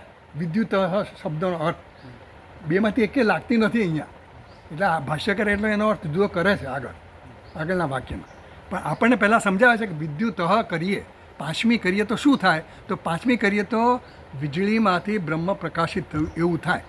તો બ્રહ્મ તો સ્વયં પ્રકાશ છે, એને કંઈ પ્રકાશિત કરાવવાની જરૂર નથી. તો વિદ્યુતનો પંચમી લેવાય નહીં એમ કહેવામાં આવે. કારણ કે બ્રહ્મ સ્વયં જ્યોતિઃ એટલે અનુપપન્નમ, યુક્તિયુક્ત નથી એવું કહ્યું. જ્યોતિષ્ઠવાદ પરાધીન પ્રકાશ અનુપપત્તે, બ્રહ્મ તો પરાધીન થઈ જાય. બ્રહ્મના પ્રકાશવા માટે કોના પર આધાર રાખવો પડે? વીજળી પર આધાર રાખવો પડે. પરાધીન એટલે મારે કોઈના પર આધીન રહેવું પડે ને. તો આ જો તમે પંચમી લો અને એમ કહો કે વીજળીમાંથી બ્રહ્મ પ્રકાશિત થયું, તો શું થયું? બ્રહ્મ પરાધીન થઈ ગયું. કોને પરાધીન થઈ ગયું? વીજળીને. તો એ તો સંભવ છે ને, ખોટું છે. એટલે એ પંચમી લાગે નહીં. હવે આગળ કહે વિદ્યુત સંબંધી દ્યોતનમ કૃતવત ઇતિ અનુપન્નમ અન્ય આશ્રયસ્ય વિદ્યોતનસ્ય અન્યત કર્તૃકત્વ અનુપત્તે. તો તમે ષષ્ઠી લો, સંબંધ ષષ્ઠી. ષષ્ઠીમાં સંબંધ નો ની નું ના, ષષ્ઠી આવે ને તો નો ની નું ના આવે. આનો છોકરો, કોનો છોકરો? તો ફલાણાનો છોકરો, એ ષષ્ઠી કહેવાય. તો એમ કહે છે કે વિદ્યુત વીજળીની એટલે વિદ્યુતની એવી ષષ્ઠી લઈએ તો શું થાય? બ્રહ્મ કોણ છે? તો કે વીજળીનો ચમકારો છે. બ્રહ્મ વીજળીનો ચમકારો છે એવું કહીએ તો શું થાય? એ પણ ખોટું થાય ને. બ્રહ્મ તો સ્વયં પ્રકાશ છે, એ વીજળીનો ચમકારો છે, વીજળી પર આધારિત છે, આશ્રિત છે નહીં. એટલે કહે છે કૃતવદ ઇતિ અનુપપન્ન, એ પણ યુક્તિયુક્ત નથી. અન્ય આશ્રય છે, કારણ કે તો પછી બ્રહ્મ કોના પડે? બ્રહ્મને પ્રગટ થવું તો કોની જરૂર પડે? વીજળીની જરૂર પડે. સમજ પડી? એટલે પરાધીનતા અન્ય આશ્રય થઈ ગયો. હા, એટલે વિદ્યોતનસ્ય અન્ય કર્તૃકત્વ અનુપપત્તે, તો એ પણ યુક્તિયુક્ત નથી. એટલે પછી એમ કીધું ભાષ્યમાં જુઓ હવે, વિદ્યુત વ્યદ્યુત વિદ્યોતનમ કૃતવત ઇતિ એતદ અનુપપન્નમ ઇતિ. એટલે બંને ષષ્ઠી અને પંચમી બંને અહીંયા યુક્તિયુક્ત નથી, એટલે લાગુ પડે નહીં. એટલે પછી ભાષ્યકારે શું કીધું? વિદ્યુત વિદ્યોતનમ ઇતિ કલ્પ્યતે, એટલે વીજળીનું ચમકવું એટલો જ અર્થ લેવાનો. એટલે આ બ્રહ્મ કેવું છે? તો વીજળીના ચમકવા જેવું એને ચમકે છે. વીજળીનું ચમકવું એ વીજળીનો ગુણ શું છે? ચમકવું. બીજો ગુણ શું છે? આપણને કહેશે આગળ કે સર્વવ્યાપક છે. વીજળી થાય કેટલી મિનિટમાં? શીઘ્રતામાં થઈને જતી રહે. આ યક્ષ આવ્યા ને અદૃશ્ય થઈ ગયા ને, ઝડપથી અદૃશ્ય થઈ ગયા. ટક્યા આમ તેમ પેલા ઊભા ના રહ્યા કે હવે પેલો આવે જોવું પછી એની રાહ જોવું, એવું નહીં. શિષ્યની રાહ ન જોવે ગુરુ. ગુરુ તો ચાલતા ભરા, એ તો ચાલ્યા જ કરે, આગળ ને આગળ જાય. આપણી રાહ ન જોવે. આપણે સ્વામીજીનો આજે ક્લાસ ન ભર્યો તો પછી સ્વામીજી પાસે પેલો નહોતો આવ્યો એટલે ચલો હવે ફરી વાર કરીએ, એવું ના હોય. એ તો આગળ જ ચાલે ને. એમ ત્યાં પણ એવું જ છે. એટલે એમ કહે છે કે વિદ્યુતનમિતિ કલ્પ્યતે, એટલે વીજળીનું ચમકવું એ અર્થ અહીંયા લેવાનો. એટલે મંત્રમાં જે તસ્ય એશા આદેશ યદ એતત વિદ્યુત વ્યદ્યુત, એનો અર્થ શું લેવાનો? વીજળીનો ચમકારો લેવાનો. આ બ્રહ્મ કેવું છે? તો કે એની ઉપાસના કરવી હોય તો કેવી રીતે કે વીજળીનો ચમકારો છે, જાણે કે વીજળીનો ચમકારો હોય એવી રીતે આ બ્રહ્મ છે, એવું ધ્યાન કરવાનું.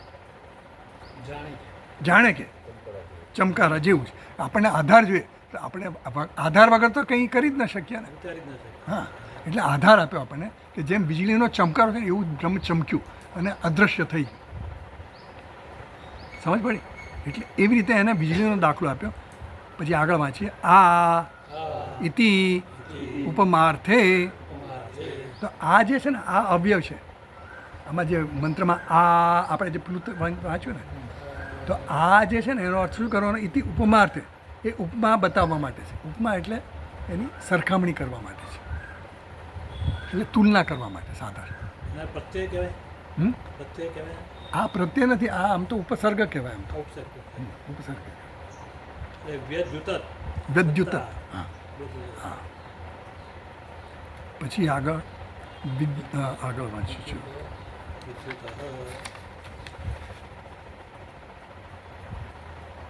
એટલે આમાં જે આ જે છે ને એ આ પ્લુત છે, એમાં શંકરાનંદીની કંઈક ટીકા સ્વામીજીએ લીધેલી હશે. એટલે સ્વામીજીએ એવું લખેલું, એટલે સમજાવેલું કે આ જે છે ને એ આશ્ચર્યાર્થ છે, આશ્ચર્ય બતાવવા માટે છે. એટલે આના શબ્દના 3-4 અર્થ થાય. આશ્ચર્ય અથવા તો પ્રશ્ન અથવા તો સંદર્ભ કોન્ટેક્સ્ટ અથવા તો ઉપમા. આ 4માંથી કોઈ પણ એક વસ્તુ બતાવવા માટે આ શબ્દ વપરાય છે. હા, એટલે અહીંયા જે લીધો એ ઉપમાના અર્થે લીધો. આ જે ભાષ્યકારે કીધું ને આ ઇતિ ઉપમાર્થે, આ જે અવ્યય છે આ અવ્યય ઉપસર્ગ જે વપરાયો એનો અર્થ શું કરવાનો? ખાલી આ એટલે ગાવાનું નથી. ઉપમા આપી એટલે ઉપમા અર્થે. ભલે 4 અર્થ કીધા શંકરાનંદીએ, પણ અહીંયા શેનો અર્થ કરવાનો? ઉપમાના અર્થમાં લીધો. આ એટલે આ લાગુ પડે છે. હા, ચાલો પછી આગળ વાંચીએ. વિદ્યુત વિદ્યોતનમ, આ વાંચી ગયો આપણે. વિદ્યુત વિદ્યોતનમ ઇવ ઇતિ અર્થ આપણે વાંચી લીધું. વિદ્યુત વિદ્યોતનમ ઇવ એટલે વીજળીના ચમકવા જેવું એવો અર્થ થાય. વિદ્યુત જે શબ્દ આવ્યો ને આમાં મંત્રમાં, યદ એતદ વિદ્યુત, એનો અર્થ શું લેવાનો કે વીજળીનો જાણે કે વીજળીનો ચમકારો એના જેવું ઉપાસના કરવી હોય બ્રહ્મની તો કેવી રીતે કરવાની? જેવો વીજળીનો ચમકારો ચમકે છે એવો આ બ્રહ્મ ચમકે છે. ચમકીને જતું રહ્યું, અદૃશ્ય છે, તિરોભૂત થઈ ગયું, એવું સમજ્યા? આગળ યથા, તમે આ લાવ્યા ક્યાંથી? હવે આપણને એનું ઉદાહરણ કરે છે ઉપનિષદનું. યથા સકૃત વિદ્યુતમ ઇતિ શ્રુત્યંતરે ચ દર્શનાત વિદ્યુતિવ હિ સકૃત આત્માનમ દર્શયિત્વા તિરોભૂતમ બ્રહ્મ દેવેભ્યઃ યથા સકૃતમ વિદ્યુતમ. સકૃત વિદ્યુતમ, હવે આ બૃહદારણ્યક ઉપનિષદમાં આવે છે, એમાં મૂર્તામૂર્ત બ્રાહ્મણ આવે છે બૃહદારણ્યક ઉપનિષદ. એ મૂર્તામૂર્ત બ્રાહ્મણમાં આ જે છે ને 2, 3, 6 બૃહદારણ્યક ઉપનિષદમાં છે. એમાં મૂર્તામૂર્ત બ્રાહ્મણના ચર્ચામાં આવે છે. મૂર્ત અને અમૂર્ત. મૂર્ત એટલે જે આપણને દેખાય અને અમૂર્ત જે દેખાતું નથી. એટલે મૂર્ત કોણ છે? અગ્નિ, જળ અને પૃથ્વી, એ 3 છે એ કેવા છે? મૂર્ત છે તત્વ જગતમાં. અને વાયુ અને આકાશ જે છે કેવા છે? અમૂર્ત છે. એનું ત્યાં નિરૂપણ, આપણે એ બધું ચર્ચામાં નહીં, પણ આ ત્યાં એની ચર્ચા થાય છે. એમાં આ યથા સકૃત વિદ્યુતમ, સકૃત એટલે એક, સકૃત એટલે એકવાર, અસકૃત એટલે વારંવાર, સકૃત એટલે એકવાર. તો યથા સકૃત વિદ્યુતમ એવું ત્યાં શબ્દ આવ્યો બૃહદારણ્યકમાં. એટલે યથા સકૃત વિદ્યુતમ સકૃત વિદ્યુતતા ઇવ વા અસ્ય શ્રીહી ભવતી, એ પછી આગળ આવે છે. પણ આ ત્યાં વપરાયો એટલે આ ભાષ્યકાર એનું કોટેશન આપે છે કે જેમ કે યથા સકૃત વિદ્યુતમ, એ પ્રકારે બૃહદારણ્યકમાં જે કહ્યું ને કે બ્રહ્મ ત્યાં પણ વીજળીની જ વાત થઈ કે વીજળી ત્યાં પણ એકવાર આવી રીતે ચમકીને અદૃશ્ય થઈ ગઈ, એકવાર આમ વ્યક્ત થઈ અને તરત જ તિરોધાન થઈ ગયું. એમ અહીંયા પણ જે આપણને વાત કરી કે આ બ્રહ્મનું કમ્પેરિઝન કોની સાથે કરી? વીજળી સાથે કરી. તો વીજળી કેવી છે? તો એ પ્રગટ થઈ, દર્શન આપી અને અદૃશ્ય થઈ ગઈ, તિરોધાન થઈ. એમ યથા સકૃત વિદ્યુતમ ઇતિ શ્રુત્યંત, બીજા શ્રુતિમાં પણ આવું કહેવામાં આવ્યું છે કે દર્શનાત વિદ્યુત ઇવ, વીજળીની જેમ જ, કારણ કે વીજળીની જેમ જ સકૃત આત્માનમ દર્શયિત્વા, પોતાને એકવાર પોતાનું દર્શન આપીને તિરોભૂતમ, બ્રહ્મ પણ એ રીતે તિરોભૂત થઈ ગયું દેવેભ્ય, દેવોની પાસેથી, એવું આપણને કીધું. એ દેવતાઓ પાસેથી આ યક્ષ જે આવ્યો, યક્ષ જે વીજળીના ચમકારાની જેમ દેખાયું અને પછી અદૃશ્ય થઈ ગયું, એવું ત્યાં કહ્યું. પછી આગળ બીજું, એટલે આ એક અર્થ સમજાયો કોનો? યદ એતદ વિદ્યુત વ્યદ્યુતક, એ અર્થ આપણને સમજાવે છે. શેની? દેવેભ્ય એમની પાસેથી ના, એમને ચોથી ગણવી પડે. હા, ચોથી ગણવી પડે. જેને આપીએ ને એને દેવેભ્ય કહેવાય ને, એને હા હા એના માટે. આગળ અથવા વિદ્યુત તેજ ઇતિ અધ્યાહાર્યમ, હવે બીજો અર્થ આપે છે અથવા વિદ્યુત. વિદ્યુતનો અર્થ શું કરવાનો? તો કે વિદ્યુત તેજ ઇતિ અધ્યાહાર્ય. વિદ્યુત શબ્દ જે છે એમાં તેજ, એટલે તેજ શબ્દ જે છે ને, તેજસ, એ તેજ ઇતિ અધ્યાય એ ઉમેરવાનું. વિદ્યુત પછી તેજ ઉમેરવાનું, એવું એમ કહે છે. એટલે વિદ્યુત તેજ એવી રીતે એને બોલવાનું. એટલે વિદ્યુતનું તેજ એટલે વીજળીનું તેજ એવું સમજવાનું. આગળ સમજાવશે આપણને, આગળ વાંચીએ પેજ નંબર 102માં. વ્યદ્યુતત વિદ્યોતિતવત આ ઇવ વિદ્યુત તેજ સકૃત વિદ્યોતિતવત ઇવ ઇતિ અભિપ્રાય. તો એમ કે છે વ્યદ્યુતત એવી રીતે એનો ઉચ્ચાર છે.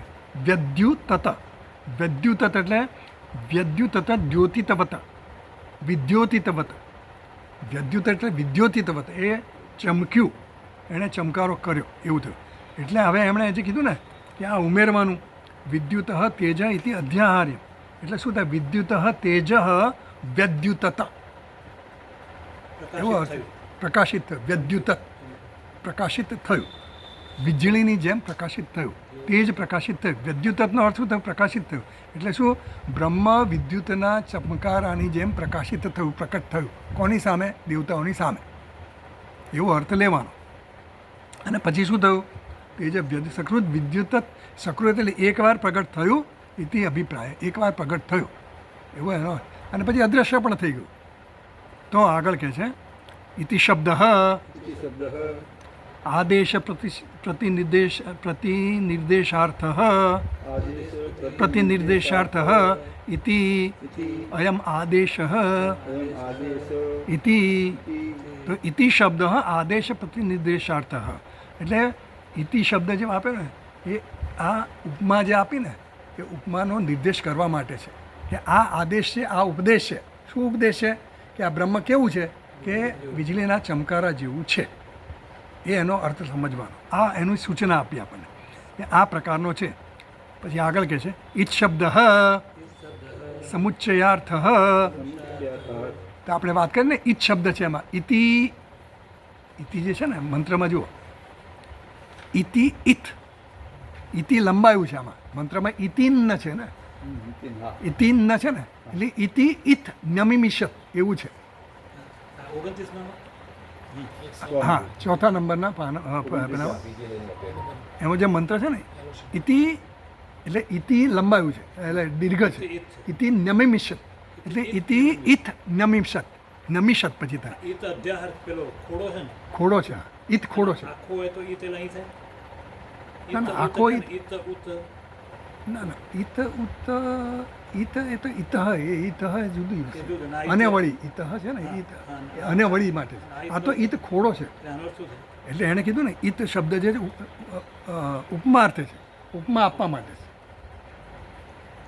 એને લખે સોરી ઇતિ અધ્યાય ઇત અહીંયા લખે. આગળ આવ્યું સમુચ્ચય અર્થ એટલે ચ અર્થ લેવાનો, ચકારાર્થે, ચકારાર્થે છે. એટલે ઇત છે ને એ ચકારાર્થે છે. એ આગળ આવે છે, આપણે પહેલાં વાંચી લઈએ. ચ છે એ રીતે. ઇતિ ઇતિમાં રસવઈ છે, આમાં રસવઈ એને દીર્ઘ કેમ થયો? ઇતિ ઇત એવું છે ને, એટલે ઇતિનો તીનો જે રસવઈ છે અને ઈ આવ્યો એટલે બંને દીર્ઘ થઈ ગયા, દીર્ઘ સંધિ થઈ ગઈ. ઇતિમાં ઈ રસવઈ છે અને પછી ઈ આવ્યો પાછો, એ પણ રસવઈ જ છે, પણ બે રસવઈ ઈ ભેગા થઈને દીર્ઘ ઈ થઈ ગયું એટલે ઇતિ થયું. હા, ઇતિ નમિમિષત એ જે છે ને એવું એમણે કીધું કે ઇતિ શબ્દ આદેશ પ્રતિનિર્દેશાર્થ ઇતિ અયમ આદેશ. એટલે આ ઇતિ શબ્દ એટલે અહીંયા આ આદેશ છે. ઇતિ એટલે આ પ્રકારનો અહીંયા આદેશ છે, એટલે કે ઉપદેશ છે. આ પ્રકારની સૂચના છે. કયા પ્રકારની? કે આ જે બ્રહ્મ જે છે એની તારે ઉપાસના કરવી હોય તો કે કેવું છે? તો કે વીજળીના ચમકારા જેવું છે. આ પ્રકાર એવું કહ્યું. ઇતિ ક્યારે વપરાય? કાં તો એ વાક્ય પૂરું થયું હોય ત્યારે પણ ઇતિ વપરાય, કાં તો એ ઉપદેશ પૂરો થયો ત્યારે વપરાય, કાં તો એ આ આખ્યાયિકા પૂરી થાય ત્યારે પણ ઇતિ. એટલે કોઈ પણ પ્રકરણ પૂરું થાય ત્યારે ઇતિ વપરાય. એટલે અહીંયા ઇતિ એટલે આ ઉપદેશ એને પૂરો કર્યો કે આ ઇતિનો શબ્દનો અર્થ શું કરવાનો? આ રીતે કરવાનો કે આ આદેશ છે, અહીંયા આદેશ આ પ્રકારનો છે, આ ઉપદેશ આ પ્રકારનો છે કે બ્રહ્મનું ધ્યાન કરવું હોય તો બ્રહ્મ વીજળીના ચમકારા જેવું છે એવું. પછી આગળ વાંચી લઈએ. ઇત શબ્દ સમુચ્ચયાર્થ અયમ ચ અપર તસ્ય આદેશ. ઇત શબ્દ સમુચ્ચય. આ ઇત શબ્દ કેમ વાપર્યો? ચકારાર્થે એટલે ચ માટે. એટલે એક ઉપદેશ આપણને, એક સૂચના આપણને આપવામાં આવી કે આ વીજળીના ચમકારા જેવું બ્રહ્મ છે. પછી કહે છે અયમ ચ અપરઃ, બીજો પણ એક આનો ઉપમાન આપે છે આપણને, એના માટેની સરખામણી આપે છે. એટલે અપર એટલે બીજું આપે છે. તસ્ય આદેશ, આ બીજો પણ એનો ઉપદેશ છે, આદેશ છે, સૂચના છે. એટલે કહે છે કોસૌ, એ કયો છે ભાઈ આદેશ? કોસૌ એ કયો છે? એટલે કહે છે નમિમિષત, આંખનો પલકારો, એવું કીધું કે નમિમિષત. એટલે આપણે ખાલી કીધું કે એને આંખનો પલકારો. પછી આગળ કહે છે યથા ચક્ષુઃ ન્યમિમિષત નિમેષમ કૃતવત સ્વાર્થેણી ચ ઉપમાર્થ એવ આકાર તો એમ કહે છે ન્યમિમિષત, એણે એટલે આંખનો પલકારો, ખાલી એમ જ કીધું આંખનો પલકારો. તો યથા ચક્ષુઃ ન્યમિમિષત, જેમ ચક્ષુએ પલકારો કર્યો, આંખનો પલકારો. આપણે કહે ને આંખના પલકારામાં હારું થઈ ગયું, આ ખબર જ ન પડી. આ ધરતીકંપ થયો આંખના પલકારામાં થઈ ગયું, બધું ખબર જ ન પડી.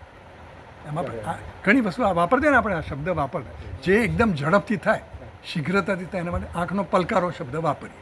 એટલે નમિષત નિમેષમ કૃતવત, આંખના પલકાર. નમિષત એટલે પલકારો થયો.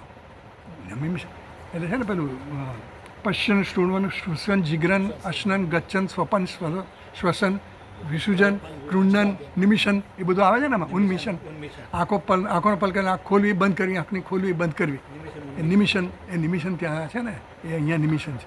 એ નિમિશન નિમેષમ કૃતવત, પલકારો કર્યો. સ્વાર્થે નીચ એટલે આ નીચ પ્રત્યે લગા, એટલે આ મિશ શબ્દ અર્થ ધાતુ છે, એને આ નીચ પ્રત્યે લાગે એટલે એ ધાતુમાં અર્થમાં કોઈ ફેરફાર ન થાય, પણ એનું મિમિશ થઈ જાય. એટલે ઈણીશમાં છે ને ણકાર અને ચકાર જે છે ને એ ઈચ શબ્દ એટલે એમાં જે છે ને એમાં ઈ આવે. ઈણીશ પ્રત્યય જે છે એમાં ખાલી ઈ રહી જાય, બાકી આગળના અણ અને ચ એ બંને જતા રહે, એની ઈચ સંજ્ઞા થાય, એટલે એવું આવે છે. તો ખાલી ઈ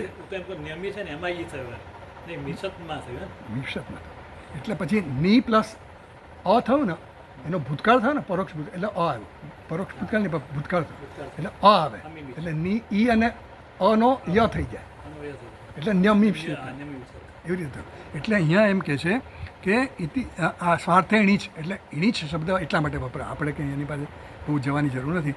ઉપમાર્થ એવ આકાર, આકાર જે છે એ ઉપમામાં, જેમ પહેલાંમાં ઉપમા માટે આપ્યો આકાર, એમ અહીંયા પણ આ આવ્યો ને, બીજો આ આવ્યો ને મંત્રમાં જુઓ.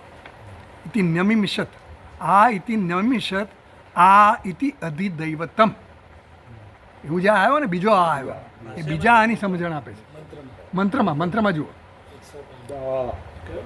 નમિમિષત, આ નમિમિષત, આ એ બીજો આ આવ્યો. પહેલાં આપણને સમજાયો, પહેલાં પણ ઉપમાર્થ જ કીધું.